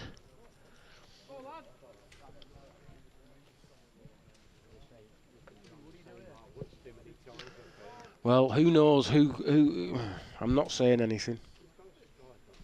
Just nudge me when the end's finished.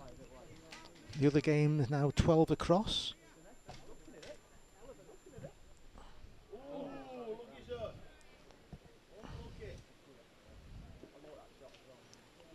Although Mr. Bushell is counting one and is going for another.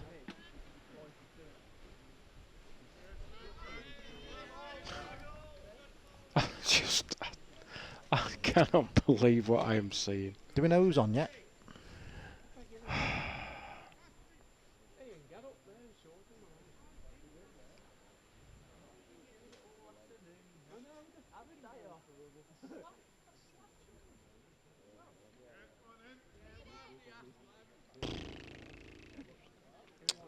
Lucas won.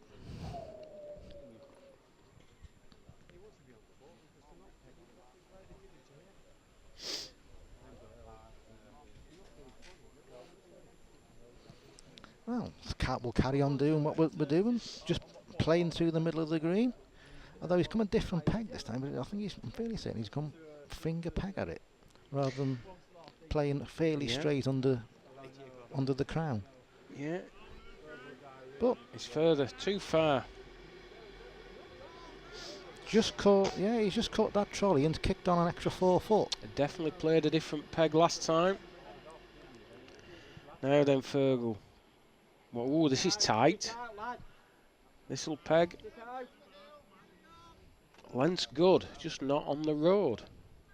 This looks an altogether harder piece of land.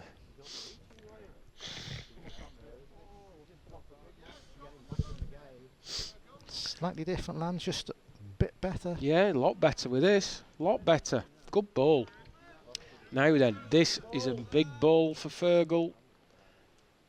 Looks like he's whooshed it to me.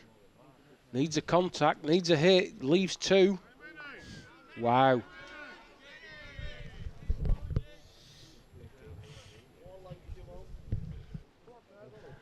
They've both got that kind of action where you think, I'd quite like to take them on a nice little quick green, bare minimum, and see what happens. Yes, I'm with you there. I think he rushed that ball. He didn't know how many it was.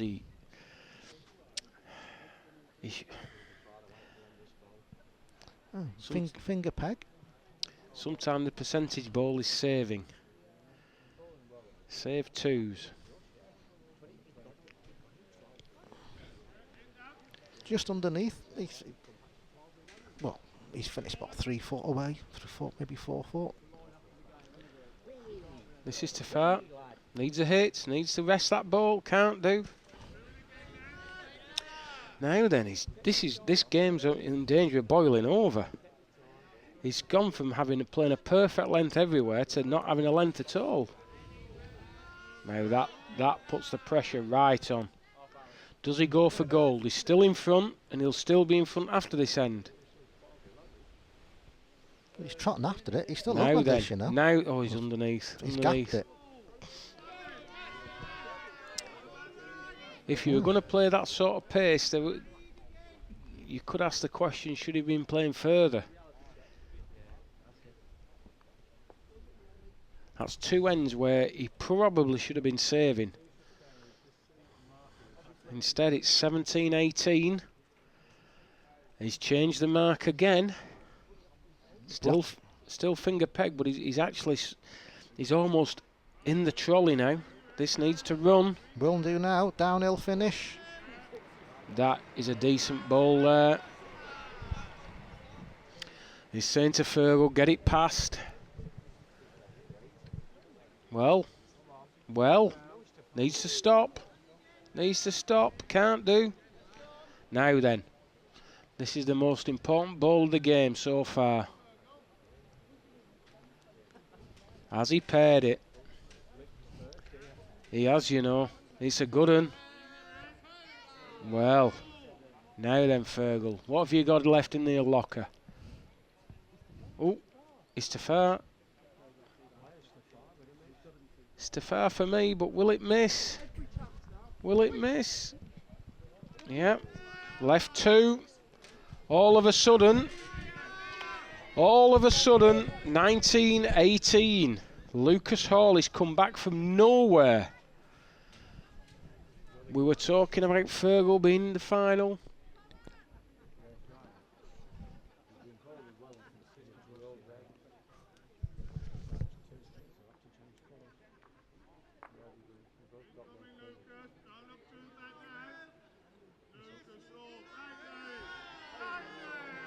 Good lead that is. At 19-18, he's put all the pressure in the world on Fergal. Doesn't like it. Thighs have been slapped. At least it's past the jack. Gives him an option with his next ball. Well, has he sent it? Is it there? Does it make another? Got to make another. Got to be there. Well, it's in the way as well. He needs to be saving. Fergal, you have to be saving. Play to lick it, but hope to save. Needs to miss that ball. He's not missed it. He's weighed in. It's weighed in. He's come back from nowhere. An unbelievable win. Lucas Hall, the 15-year-old from Walsall, came back from absolutely nowhere to win that game, 21-18. Fergal Wright was absolutely cruising to victory. But Lucas got in and played a mark really well to win, 21-18.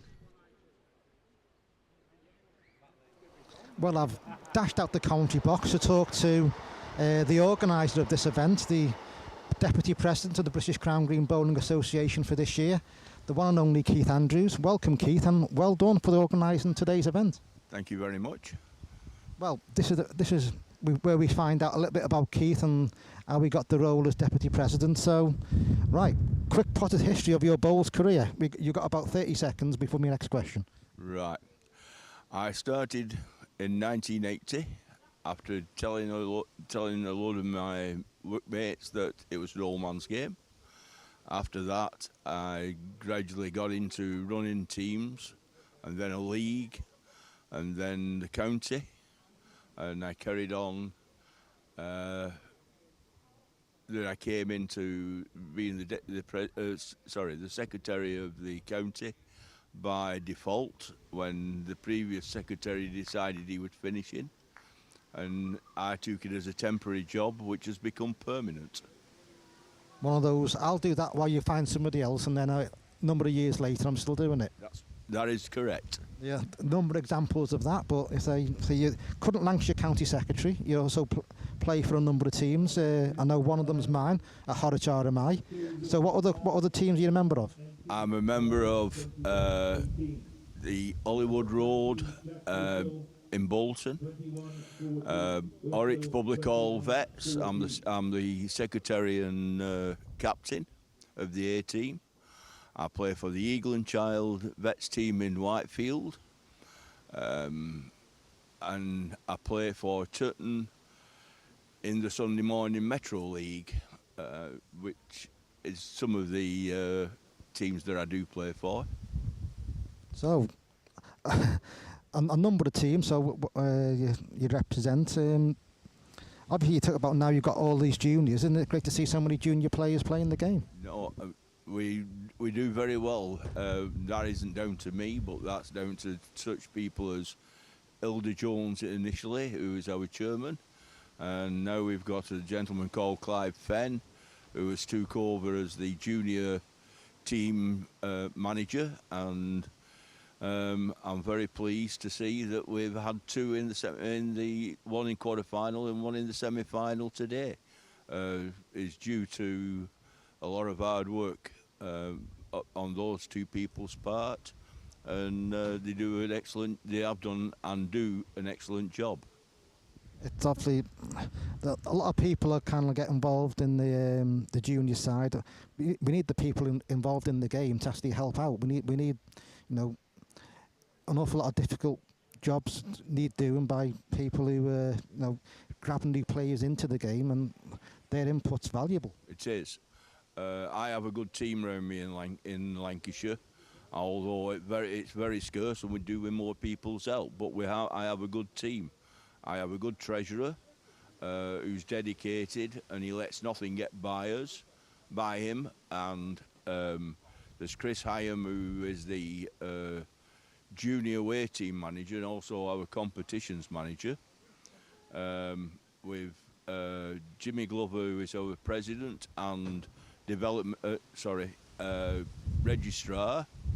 We do need a development officer, which we are trying to get, but nobody seems to want the job, which is a hard job to start with.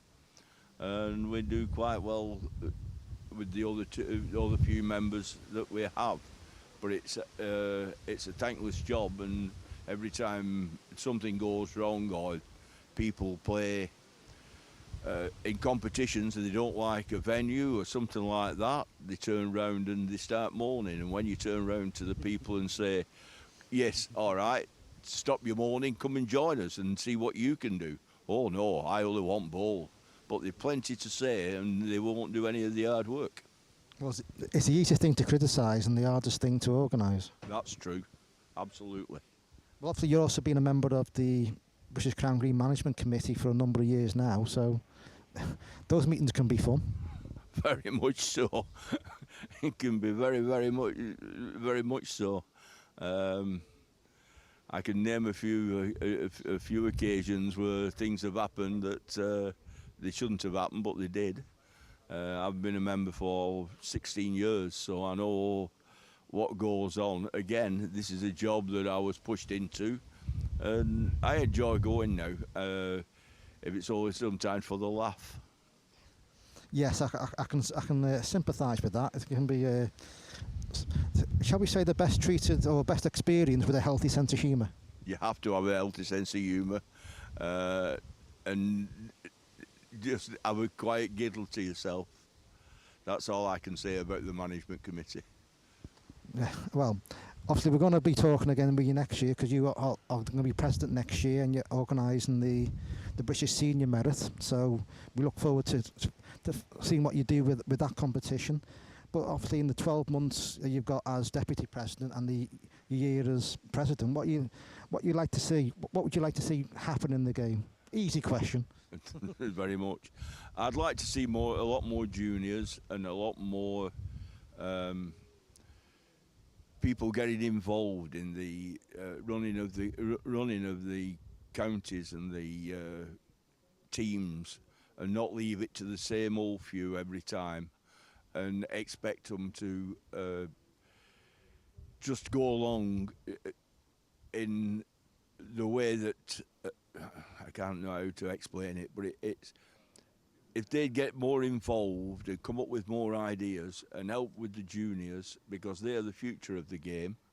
Them are the people that we have to look to, or else this game will just absolutely go, and then they'll be wondering why it has gone. The older people will be wondering why it has gone, because there's not enough people in the game to do the jobs, the dirty jobs as I call them, and they just want to do the bowling and walk away.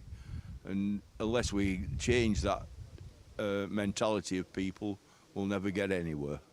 Well, I agree with that, Keith. Well, obviously, it is a great game that we play. The more people who get involved, the better it will be. We'll get back to the heady days where it was on television and whatever. We look forward to those days. I hope so. As I said, I came into this game in 1980 saying it was an old man's game.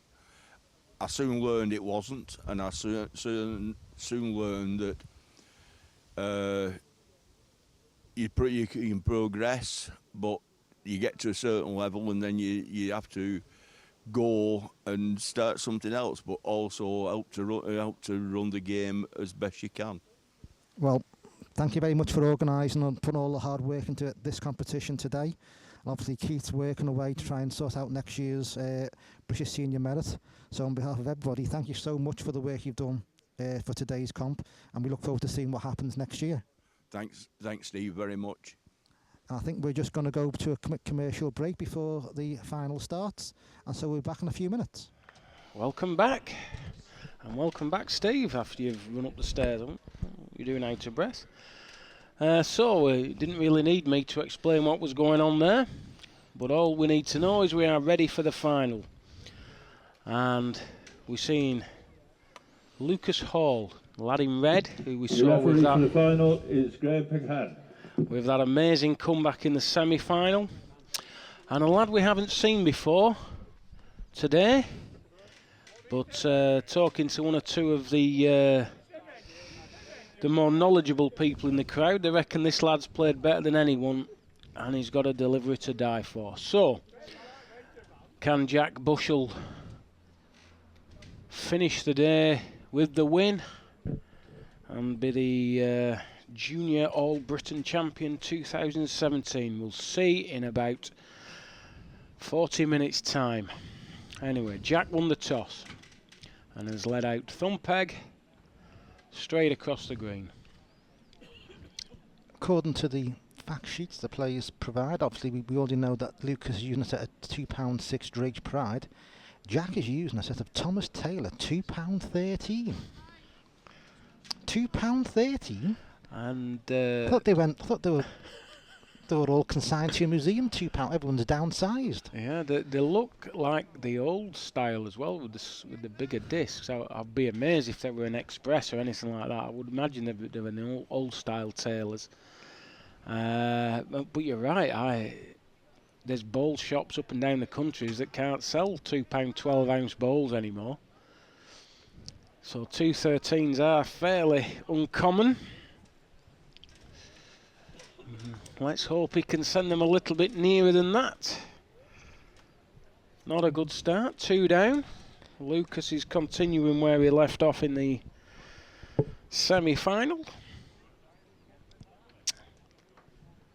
That'll settle any nerves that they may have, and he's gone straight for the mark where he finished his semi-final game.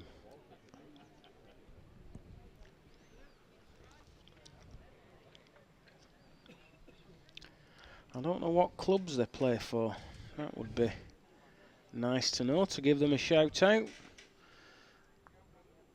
Apparently he got to the quarter-finals last year. I must admit I don't remember him at all. But I have slept since last year. And I do struggle to remember my own name sometimes, so... Well, they're playing straight towards us, and that action to Jack's, there's a fair distance between the release point of the Jack and his lead leg.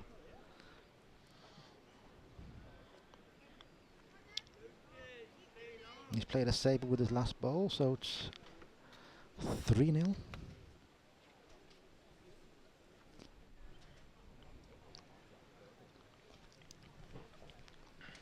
Very unusual to win this event at 15. It's usually the older players that end up winning it, the 17, 18-year-olds. I think Mr. Ditchfield may have been 15 when he first won it, because he won it 3 years. Was it 3 years on the bounce? I believe it was, yeah. So maybe he was 16, 17, 18. I'm not 100% certain.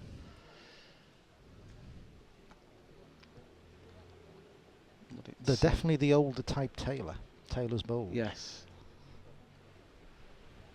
They could be marked as 213, and there could be anything then, depending on what work they've had done. They can lose weight if you have them rebiased or coated or whatever.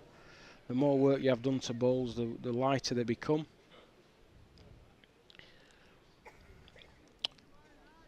But whatever size they are and whatever weight they are, they're not just working for him at the minute.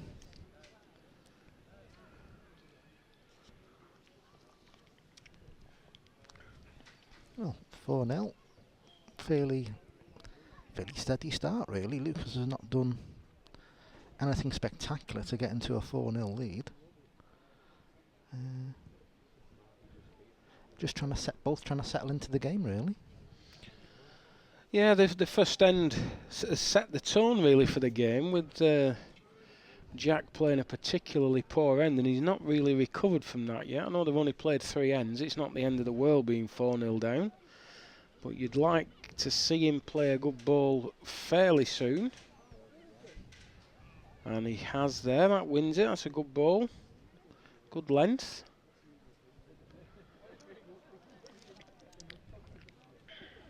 Needs to run for me. And Need to stop in a minute. No, you see, look at the difference in size of those balls. Won't see it from that shot. From our vantage point, this needs a hit. Not that type of hit. No. The difference in balls is actually markable. Like £2.6 to £2. Well, that's immense. $2.13. That's immense. Funnily enough, I was talking about small balls last night with Callum Raitt, and whenever we play opponents playing with anything like 2 sixes, we don't watch them send the ball out because we just cannot gauge how hard to send the ball. Is this when you were inspecting the impact damage on Callum's ball? Yes, I was amazed that his lacquer is still on after 18 months. And mine's fallen off after 6. And we go to the same place as well, so a bit disconcerting. That ball at Jack's has trickled out, but it looked for the life of it. It was going to stop length. I would like to see Lucas pick up and send one of Jack's balls. I think see how far he could actually send one, because I don't think it'd be very far. But with that action he's got, it's more likely to fly backwards out of his hand. It's a far again. It's a far again. Well, he needs to get in quickly. The game can go away from him if he's not careful. Fortunately, he's not been dropping 2s.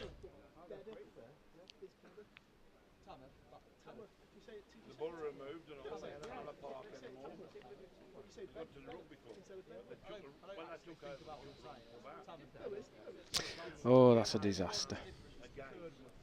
I wish I'd not looked now. Oh, you beat Chelsea one week, you lose with West Brom the next. What's that about? Good lead from Lucas. Not wrong with that. I don't know. Good lead, Lucas. Take me mind off football, please. Gotta go tight. That ball near broke Lucas, isn't it? He's only trickling.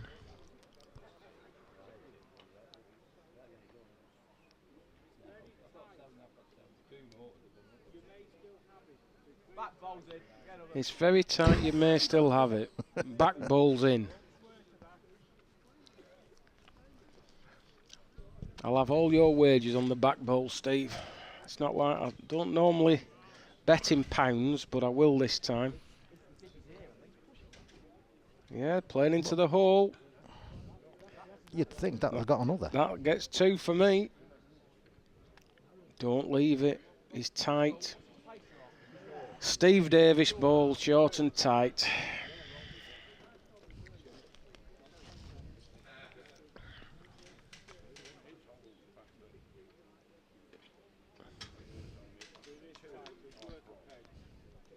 It's worth a peg.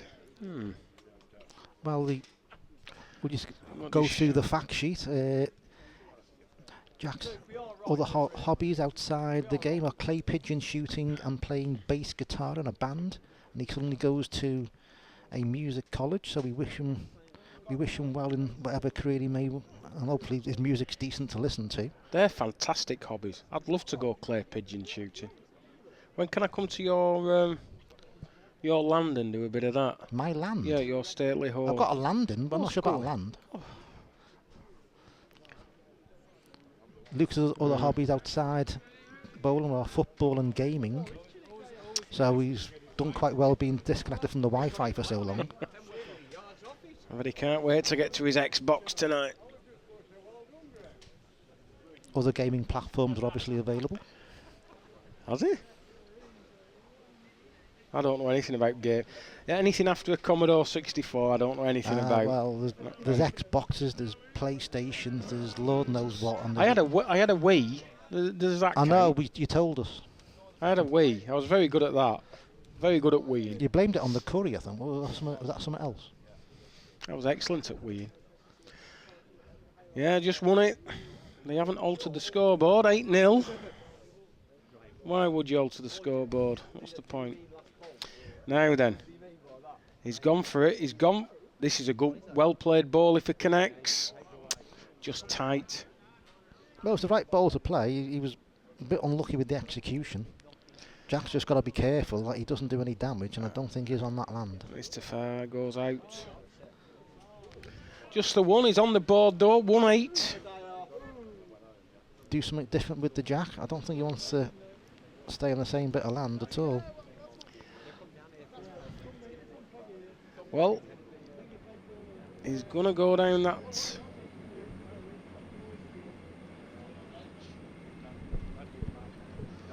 Just being attacked by some random woman that's come up to me.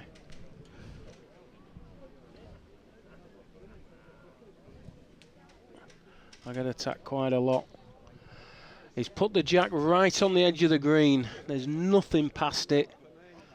If he gets to within a yard, it'd be a good one, but he's not. He's 2.5, nearly 3 yards short. This won't be any further, I don't think. Might just trickle in. Yes, it has. Live and let live sort of a ball. Oh, there's something wrong with this. Oh, there's something wrong with this. Needs to start stopping. Needs to start stopping, or else it's gone. It's gone. Well. If you had a 212s, it'll have stopped. It was a bad Jack. He doesn't like this. He was wafting it on. He's wafting it on. He wants to stop. Wants it to stop. That's gone as well. Well. That was a bit odd. A strange end. A very strange end.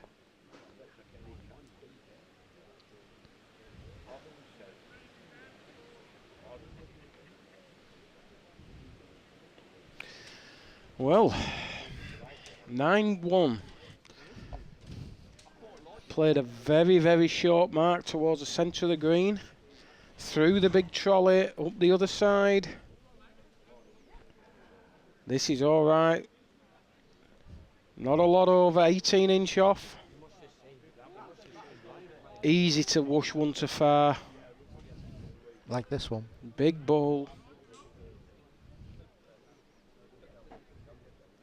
But as we say, he's finished, what, a couple of foot past the jack, but it's not a wasted bowl because connection on the jack, it's only going to get closer to his bowl.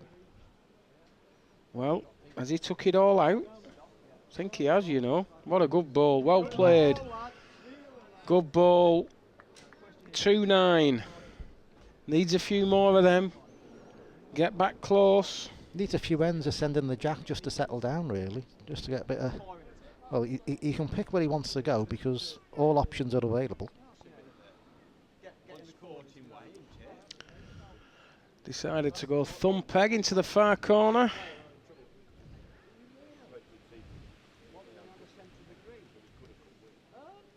Absolutely cream this ball out. Won't be so bad when it finishes, you know. Yeah, not bad at all. This can't get there, can it? Well, it needs to show some bias as well.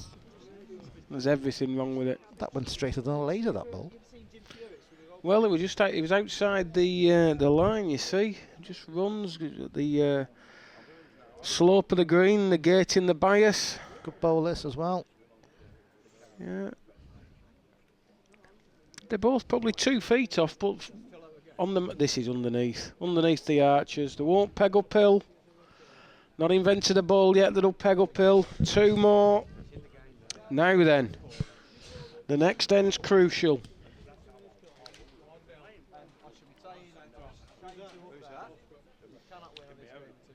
4-9.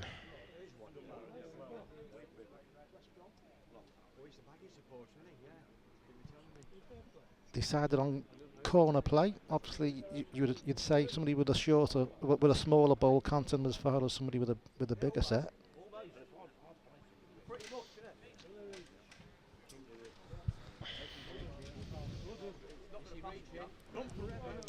Well, it'll run a little bit, this ball. It's not the worst ball in the world. I've seen worse leads on the mark. Now then, Lucas. Are you dialed in on this length? I don't think you are. Needs to peg. Not going to happen, unfortunately.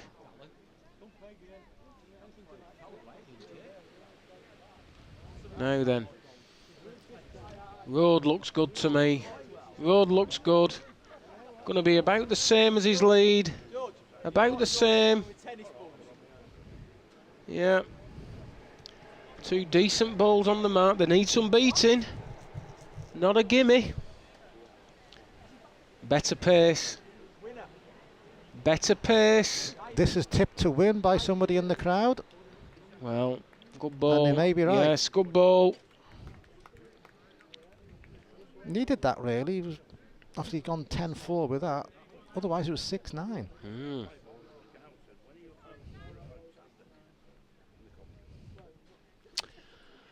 10-4, good buddy.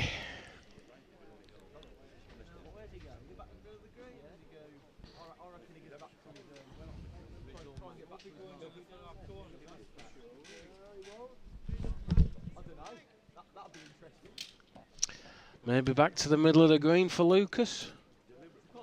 Oh, he's going finger peg. Away from the club. Uphill.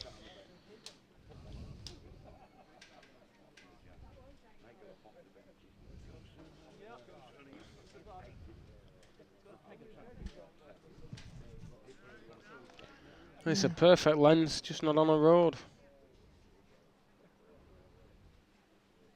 Still looking at this, Jack. He's hopeful of this one.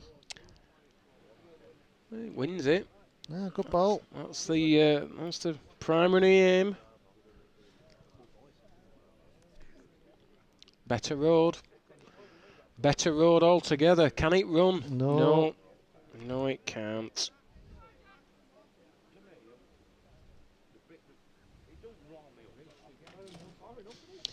Too far unless it hits. Good attack. 5-10.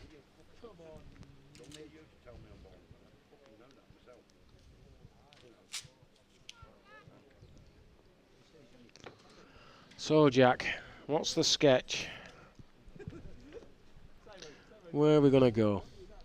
Have a go in the other corners. I'll be careful with his bowls, so this is a quick corner.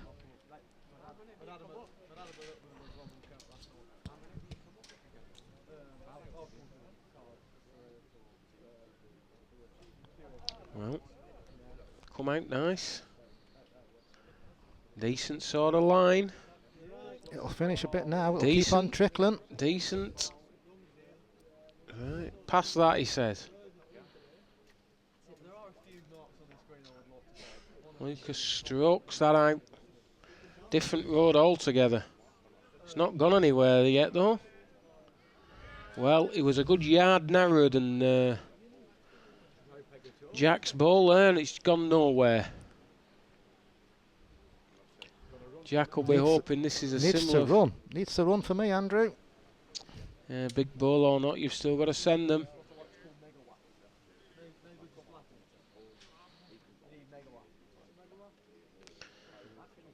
Just a little bit of care. Don't like it.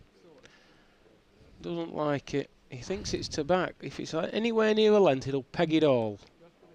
Needs to run. That was the Jack road he was on. A revolution short of another. That was all. 11-5. Just not happening for Jack at the minute. Needs a couple of ends with the Jack, really. Just a couple of us. You know. Can imagine he'd after the success he's had, he'd want to play a longer length game. But this amount of playing on here, thumb peg, easy to be short going here. Easy to be short. Won't be so bad, this. Not so bad at all.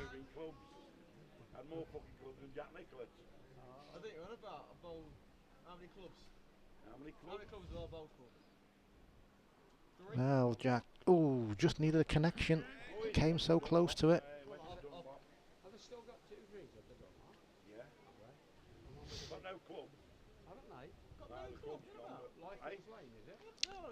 Can it run? No, can't get another. Well, don't even think it's in the land either. I think it's worth attacking this. He has done. Jack or ball required. Jack or ball. Oh, he's got neither. He's done well getting it through that gap. He's done marvellous. Right ball to play. Right pace to play as well.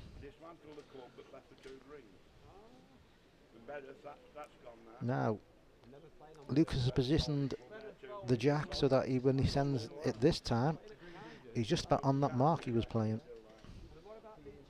They finger peg, just going through that trolley. A little bit further than previous times he's been here. Won't mind if he plays a good lead though. Just needs to run. 2 feet. 2 feet? Short. Whose feet? 2 of my feet. Alright, a yard then. Good ball, this of Jack's. He said I'm not looking at the monitor, I'm looking from our viewpoint. That's still not 2 feet. Oh, shut up. What do you know with your midget feet? They were the size 9s. Just unlucky with it. Ooh, you have ladies' feet, my lord. You mean I've not got... You could go deep sea diving with them feet. Don't worry about my feet. You'll find them... You'll have to extract them from one of your orifices in a minute. I'm not happy. You're not happy? Not happy. What are you not happy about now? You know what I'm not happy about. 7-12. It's that time on a Saturday afternoon when Burnley lose. You must be used to it by now. I'll never get used to it. All right. Just like you're used to Liverpool scabbing a last-minute winner. Have you led us one? He's turned his back on it. Well, yard short. I did that. One of the broadcast channels, their betting arm does a free bet. Predict the scores. Yeah. It's up to £1 million for the winner. Right. I'm not a millionaire. No, good. No. Good. No. No. It would be wasted on you. Well, can it peg all that? Can it peg all that? Don't think so. Same ball. The only rule is you don't turn away and let you get on with it. You can scrape somebody and get away with it. Well, He's not happy with it. He's it's not reaching. Bit of a no ball, really. 13-7 though. Nice lead to have at this stage of the game.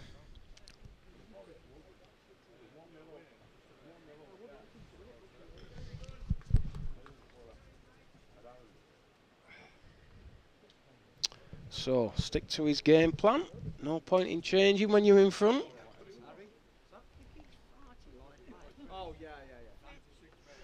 I must apologise for any foul and abusive language we can hear on the crowd noise. It's beyond our control. We've let Midlanders in. Well, not so bad. Yeah, it's Decent. all right. Yeah.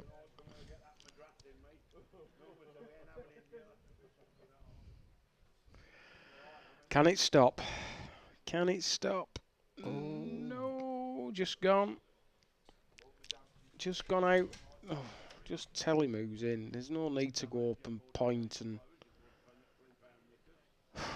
dear.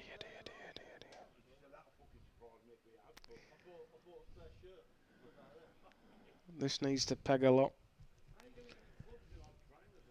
Needs to peg a lot. Can't do.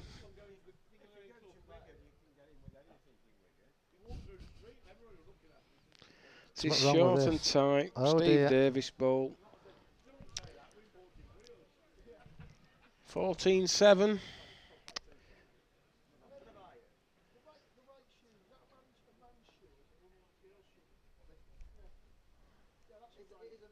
That wind's getting up again. I'm feeling a bit sorry for our cameramen on those scissor lifts. They don't look the safest of contraptions. I'd just like to say, if any company out there would like to be associated with the broadcast that we're doing this year, just get in contact with the British Crown Green Bowling Association. We do our best to promote any company who are being so kind as to support us. And we thank Tim Bastock at Media Access Solutions for providing the equipment that we're using with the broadcast today. We've got a couple of cameramen on top of scissor lifts who are providing the pictures that we are seeing today, and I'd like to thank him, and indeed all the other companies for their involvement. And if anyone from Range Rover are watching and they fancy donating a nice Range Rover for me to try, Range Rover? I fancy a Range Rover. I think it'd suit me. Always suit a nice big one. Any holiday company get in contact. We're quite happy to support them as well. We can do bowls coverage abroad, of course. The next bowls coverage abroad, I think, will be from Cyprus in March. Yeah, well, some of us have to work in March. Oh well. Some of us don't get all summer off, Andrew. That's why. I've only had 4 weeks off. I've had to go back into work this week, and I'm in next week for a day. An entire day? Well, 4 hours. Entire half day? Yeah. Okay. That's exams for you. you. Are you taking your lunch in with you? No, I'm not bothering. Ah, fair enough. No. I'm working through it. Well, this can't fail. That's a good ball. It needs to give him a little bit of hope.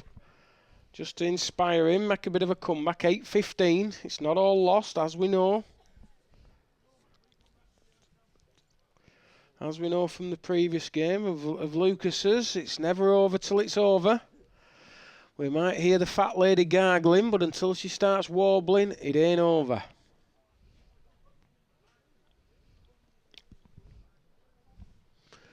Thumb peg. This particular length, last time they went this way, really suited his bowls. I'm probably cursed them with this one, obviously. Yeah, you have, yeah. Fair enough. I'll say no, I'll say no. Be He's got a length, though. That's what, the length's right, yeah, it's just not on the road. It's one of them, you cannot be underneath. It will not peg uphill.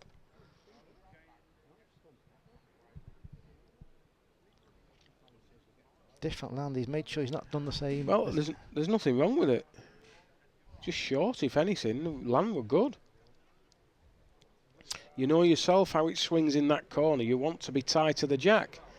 And again, he's wafting it up, and he's not going to climb. But nearly knocking that ball a length. He would have knocked it off if it had hit it. Almost. This is further. Can it get past his own? Needs to stop in a minute. Yeah, it's going to go. Going to go, is it? Ooh. Yeah. One to jack. Well, 9-15, got away with that, a loose end. Looking to the opposite corner. Well, He's actually more cutting the green and half. Yeah, cutting the. I was going to say it's not just in the corner at all, is it? But still a bit of a thrutch from where they are. Playing towards the flagpole, which is halfway, which is on the car park edge here at Wigan Subscription, and our thanks to them for their involvement in the organisation and the hosting of today's event. Done a fantastic job. Monica said it's short notice to put on today's event. He's not really led, has he, Jack? That's been the problem. In the previous rounds, he's led really well, not give his opponents a lot of chance. But all of a sudden, his leads have deserted him. Not put the pressure on, and that's what this game's about, pressure. That's a better ball. Still a little bit of room, though.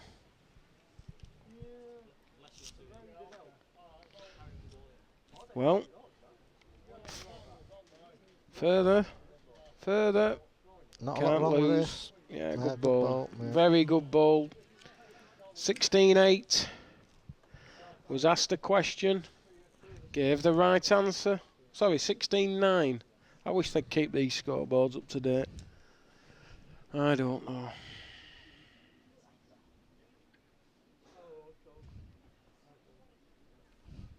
Finger peg mark across the middle of the green, heading towards the quick edge, but obviously not anywhere real near it. But they'll still go a little bit past the jack if you're too far. That's a lovely camera angle. You can see the ball, the bias taking over now as it comes to a halt. What a good lead. And you can compare for yourself whether this is on a similar road or not. Looks similar to me. Looks similar to... Oh, he's just that little bit overplayed. This is where we need them telly things to write on the screen. What? You know, do it on Etch-a-Sketch or something? On proper programmes, they have a thing where there's a line and you can show them the line. All right. You know, on professional productions. Incoming. Oh, has he Missed. changed peg? Ooh. That's a brace. I like that on the golf where, you know, where they tee off and you see the tracer line of Oh, the the shot. tracker line. Yeah, I think we need that for this game. But it's expensive. Yeah. Well, I bet our boys can sort it out. I bet they've got one on the shelf somewhere. Get someone with a beard to sort it out. Yeah. Most people with beards can do that kind of thing, can't they? Well, they're perfect. They're perfect for the job. That's why I'm going a beard, you see. Us geeks need to stick together. So, 18-9. Lucas is playing with a bit of confidence. Played a good length there. Playing right across the middle of the green. A better response from Jack. Still not. It's won it, but it's... Not put a lot of pressure on with it, but they say it's won it. Just taking his time. It's nice to see. He's waiting for the wind just to abate. Somebody's excited in the crowd. Don't know what with. There's no. I can promise you, there's no streakers or anything. So, not sure what that was about. We apologise for the singing as well. That's gone out. I think Jack's in here. Deary me. Eh? Oh, no. Never. Graham Never. Bcgba's referee indicated that. Really? Last ball's on. Well, he's missed the road here entirely. You're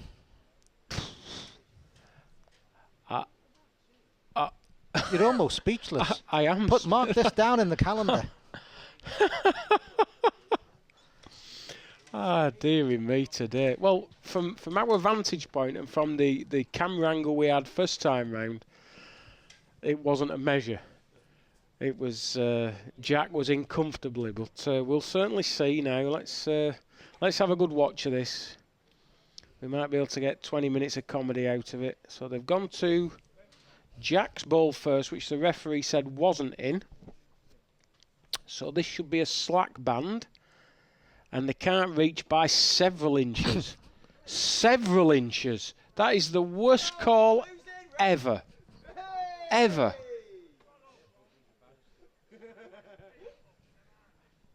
Oh. Bushel one. Good job it wasn't 20 apiece. That's all I can say about that. There was several inches in that measure. Oh well. So, thumb peg. Down into towards the quick corner. Needs this to trickle. Yeah.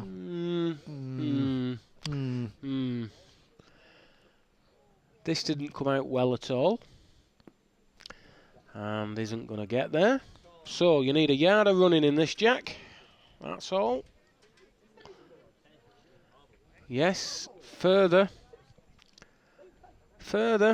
Better ball altogether, this. Yeah, that's a better ball. Just needs to start leading those. Now then he's reached. Is he on a road though? Is it on a road? No. Will it stop? No. Well. Wow. Overture time, 18-12. The ref might only think it's one. Oh no, it's two. Oh, why do you do it to me, Steve? Why do you do it?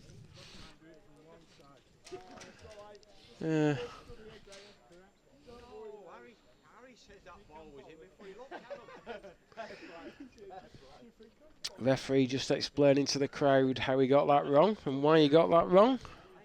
It's a bit of a tricky mark to play in here. Thumb peg towards the scoreboards. Yeah. It doesn't look so bad now. That's a good lead on the mark. That really is a good lead. Well. Not the worst effort in the world. I'll tell you what. Not the worst effort in the world at all. Very good ball. Tricky mark this, you know. Well, Lucas was well inside the road, you know. This must be tight. This is tighter than cramp, this. That is a real... he needed that as well. He needed that ball.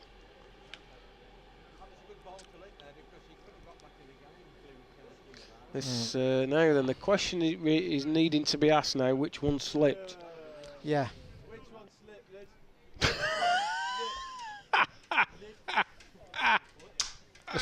If somebody listened to our commentary downstairs. I'm sure there's an echo. Oh, dear me. Oh, don't show them. Oh, don't show that. Lord, no, dear Jesus. me today. Ooh. What a horrible picture that was. 1912. Now then, this did not come out well at all. According to the British Film Classification Service, that was not a PG. That's more like a restricted viewing. Restricted, an R18. Well, to say it didn't come out so good, it's done well, but that's an even better response from Jack. A lot better. This came out nice and clean. What do we say, Lucas? What do we say? Oh, good ball. That's a good ball. Now, you need to be at this. You need to be at this, but don't be to back. Nearly knocked him another. Nearly. Ooh. Right pace. You know, that would an impact on the ball would have shunted it past the jack. Just a wrong execution. I think they're going to have to invest in some new scoreboards at Wigan for the next comp. They seem to be hanging off at jaunty angles. Well, all but 12. 15-year-old Lucas Hall, one chalk away from taking the prestigious All-Britain Junior Merit. And he's made sure he's there, and he's made sure he's there and a bit more. Yeah. 18-inch past. Shouldn't be near enough, but you never know at this game. Different land. Just hanging out, and it might just kick down the slope. Gone. And his first time of asking. First time in this event, can he collect the biggest prize that there is? And his place, not only nice in history, but in the Champion of Champions at the Waterloo. He's got to reach at this, surely. This is a brave ball, trying to play a dead one. Don't be short. Tight. It's weighed in. Tight. Weighed in. Lucas Hall. Oh, well done. 15 years old. Oh, family are going mad. 2017 All-British Junior Merit winner with a 21-12 success. Came back from the dead in his semi-finals and finished it off with an emphatic victory in the final. Well played, Lucas.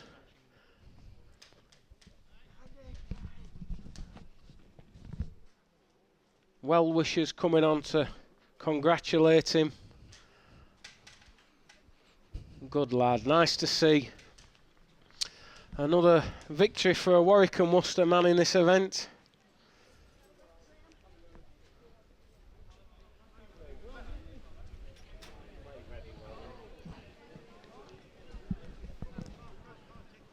That'll live long in the memory of all his family and friends. Done a fantastic job. How he won the semi-final after being... We'll never know. We'll have to watch it back and have a see, because he looked totally out of it. But fair play to the lad. He dug in there, held on, played some great balls to win that semi-final, and played equally as well in the final. Never really gave Jack a chance to settle. Jack needed a run with the block, but never got it. So we'll just stick with the pictures while they get the... just setting up for the presentation. That's the word I was looking for, Steve. Presentation. I was going to say the thing where they give the trophies out. Which probably wouldn't have sounded as good. You've been privileged to see some excellent bowling on at times a very difficult green. Where's the prizes gone? There they are. A few thank yous from me. I'd like to thank the referees. You've done a great job today. Thank you very much.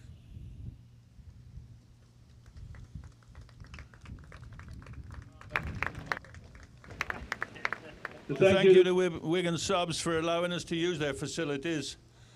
My special thanks to Pat, who keeps everything up to date on the website. Thank you, Pat. Yeah. And to Keith, it's Keith's day. He's had his say. He's very pleased. He was a bit tongue-tied to start, which is unusual for Keith. We'll now get to the presentation and the losing semi-finalists. Fergal Wright.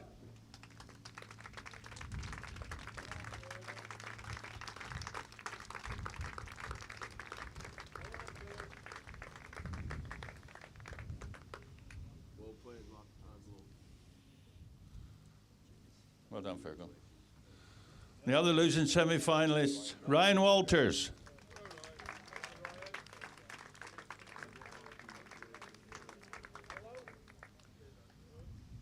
And the 2017 runner-up, Jack Bushell.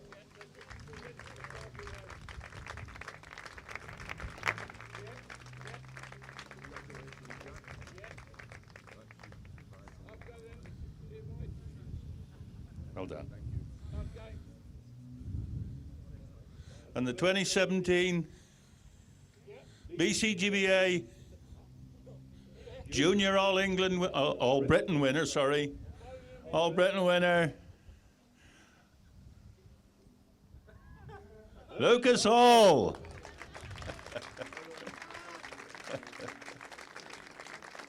Who will also represent us on the Champion of Champions on the 23rd of September in Blackpool. Yeah.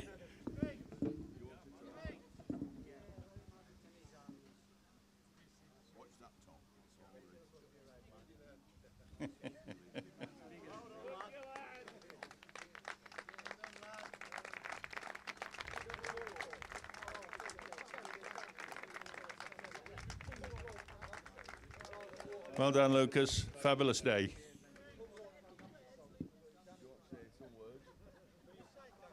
Come on.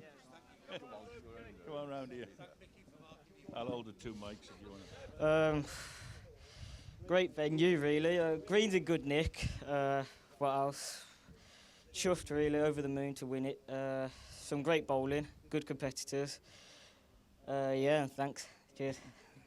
Well done, Lucas. Thank you, ladies and gentlemen. Thank you for your attendance and a safe journey home. Thank you.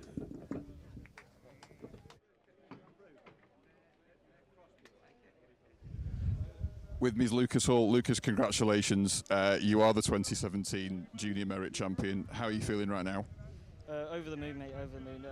Chuffed to win it, and hopefully if I qualify next year, I'll be back here again to another great venue, hopefully, and try and claim my title again. You had some tough matches, none more so than in the semi-final. That was a heck of a comeback.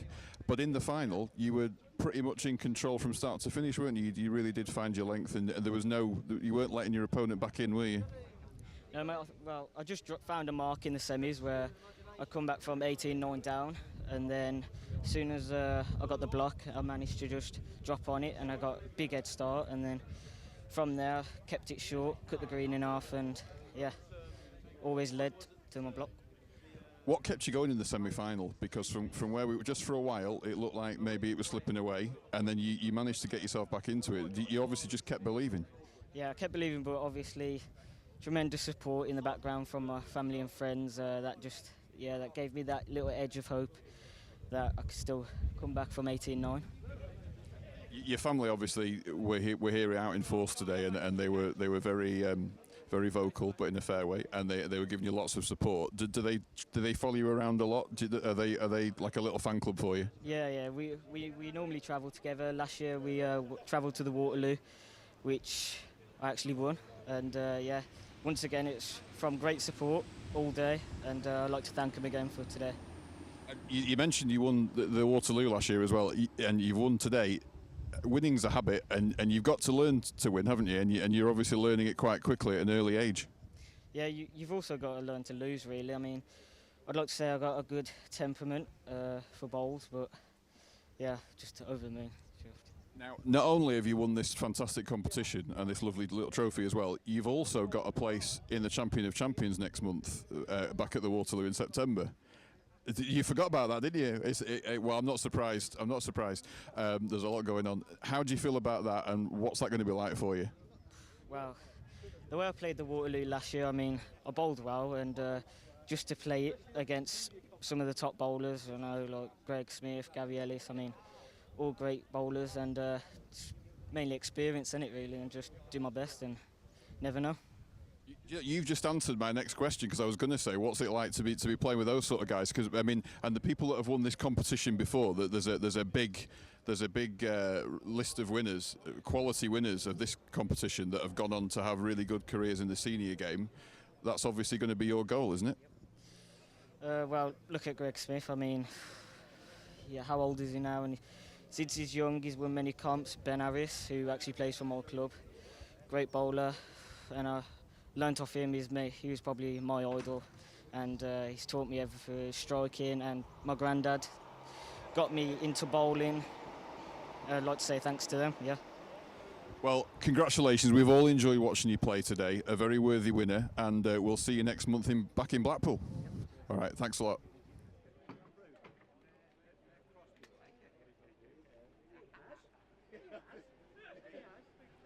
Final thoughts with Andy and Steve. Guys, I would say a very worthy champion. I'm sure you both agree. Well, the way he got out of jail in the semi-final, it shows that he's got that fighting determination you need to win things like this. Sometimes you need to have a close game to win any big event, and he certainly did it the hard way. And everything after that was straightforward. The final was fairly straightforward. He's played very well. He's a very calm lad. I like his style, really. He seems a nice lad. Yeah, he could win it again next year. Who knows? Steve, what impressed me about not only his play on the green but also the interview that we did afterwards was just maturity. Really is the word I was looking for. Just very, very cool and very mature for someone who's 15. He's got an old head on his shoulders. He played very well today. Stayed calm. Used the experience that he's got, showed maturity beyond his years. Perfect job. How he won the semi-final, we'll have to look back on the highlights to see. He just did it. All come down to it, he just did it. That's all he had to do, really. The semi-final, I mean, he looked gone in the semi-final for a while. It looked as though there was no way back. We'd pretty much resigned to the fact that it wasn't going to be him in the final, and then all of a sudden he found some resolve and just managed to claw his way back, didn't he? Yeah, I don't think it was just Lucas coming good. I think Fergal, he might have seen the winning line and thought, I've done enough, and just switched off a little bit. And sometimes it happens, you get to 18, I think it was 18-9, something like that, and he probably thought, well, I've done enough. And you've never done enough until you get 21. So it was a combination of the two. I think it was Lucas just sticking to his game plan and just keep chipping away. And I think Fergal just relaxed a little bit too much. And I think when you put those things together, you get that comeback and the 21 goes against you, you know. And Steve, we talked at the top of the programme about the prize on offer, not only this prestigious event, but also being able to play in the Champion of Champions. And he forgot about it, actually, because he was so overjoyed at winning. But how do you think he'll do? And what's that like for somebody of such a young age to be playing with those guys on that stage? Because he's already won there, of course, so he won't be afraid of it. But the field's going to be very different, isn't it? It'll be an entirely different type of day. There'll be a load of people there shouting and supporting who they bet on and who their friends. It'll be different for him, but we'll see how good a player he can become. He's got to get used to that kind of thing anyway, because he's got everything that you want to do to take to a lot further in the game. I'm sure he'll be fine. He'll just go, well, okay, I've got a set of bowls. I can put them as close or as far away as anybody else. Look at the greatest players who have played the game. They can chuck them a mile away from the jack, or they can put them right next to the jack. I think he can do the same thing. So he can just enjoy the day. He's going to go there, no pressure on him. I'm just going to enjoy the day. It's in Blackpool. It might be sunny. It probably won't be, but we'll see. You can just enjoy it. You can just enjoy it. What can I say? We need to have a word as well about his opponent in the final, Jack Bushell. Obviously, fantastic to anybody who gets to a final has done very well, particularly at this age. And it just didn't quite reproduce the form that he'd showed in the competition previously, had he really? Well, I was talking with Alan Broadus before the final started, and he was telling me how well Jack had played and how lovely he gets his balls out and how, what a good length he's got, etc., etc., etc. And in the final, it just didn't happen.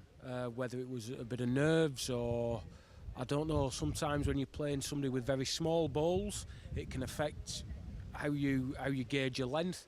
Could have been a combination of many things, but it just didn't happen for him. But if it's not going to happen for you, you'd rather it not happen in a final in the first round. So that's one consolation to take away from it. Both of you talked a lot about that in the commentary in the final, about the difference in the respective bowls. At times it looked like a marble next to a snooker ball, didn't it? At times on the camera. But what kind of a difference can that have to your opponent if you're playing with somebody where there's such a big difference?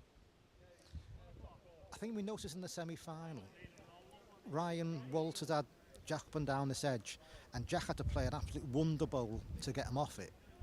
And it showed that it's different on, obviously they react differently. The way Lucas was playing, putting the Jack, it made it very difficult for Jack early doors, playing just off a hill. It's different. The bowls were running so much further. Lucas's bowls were almost stopping dead compared to Jack's.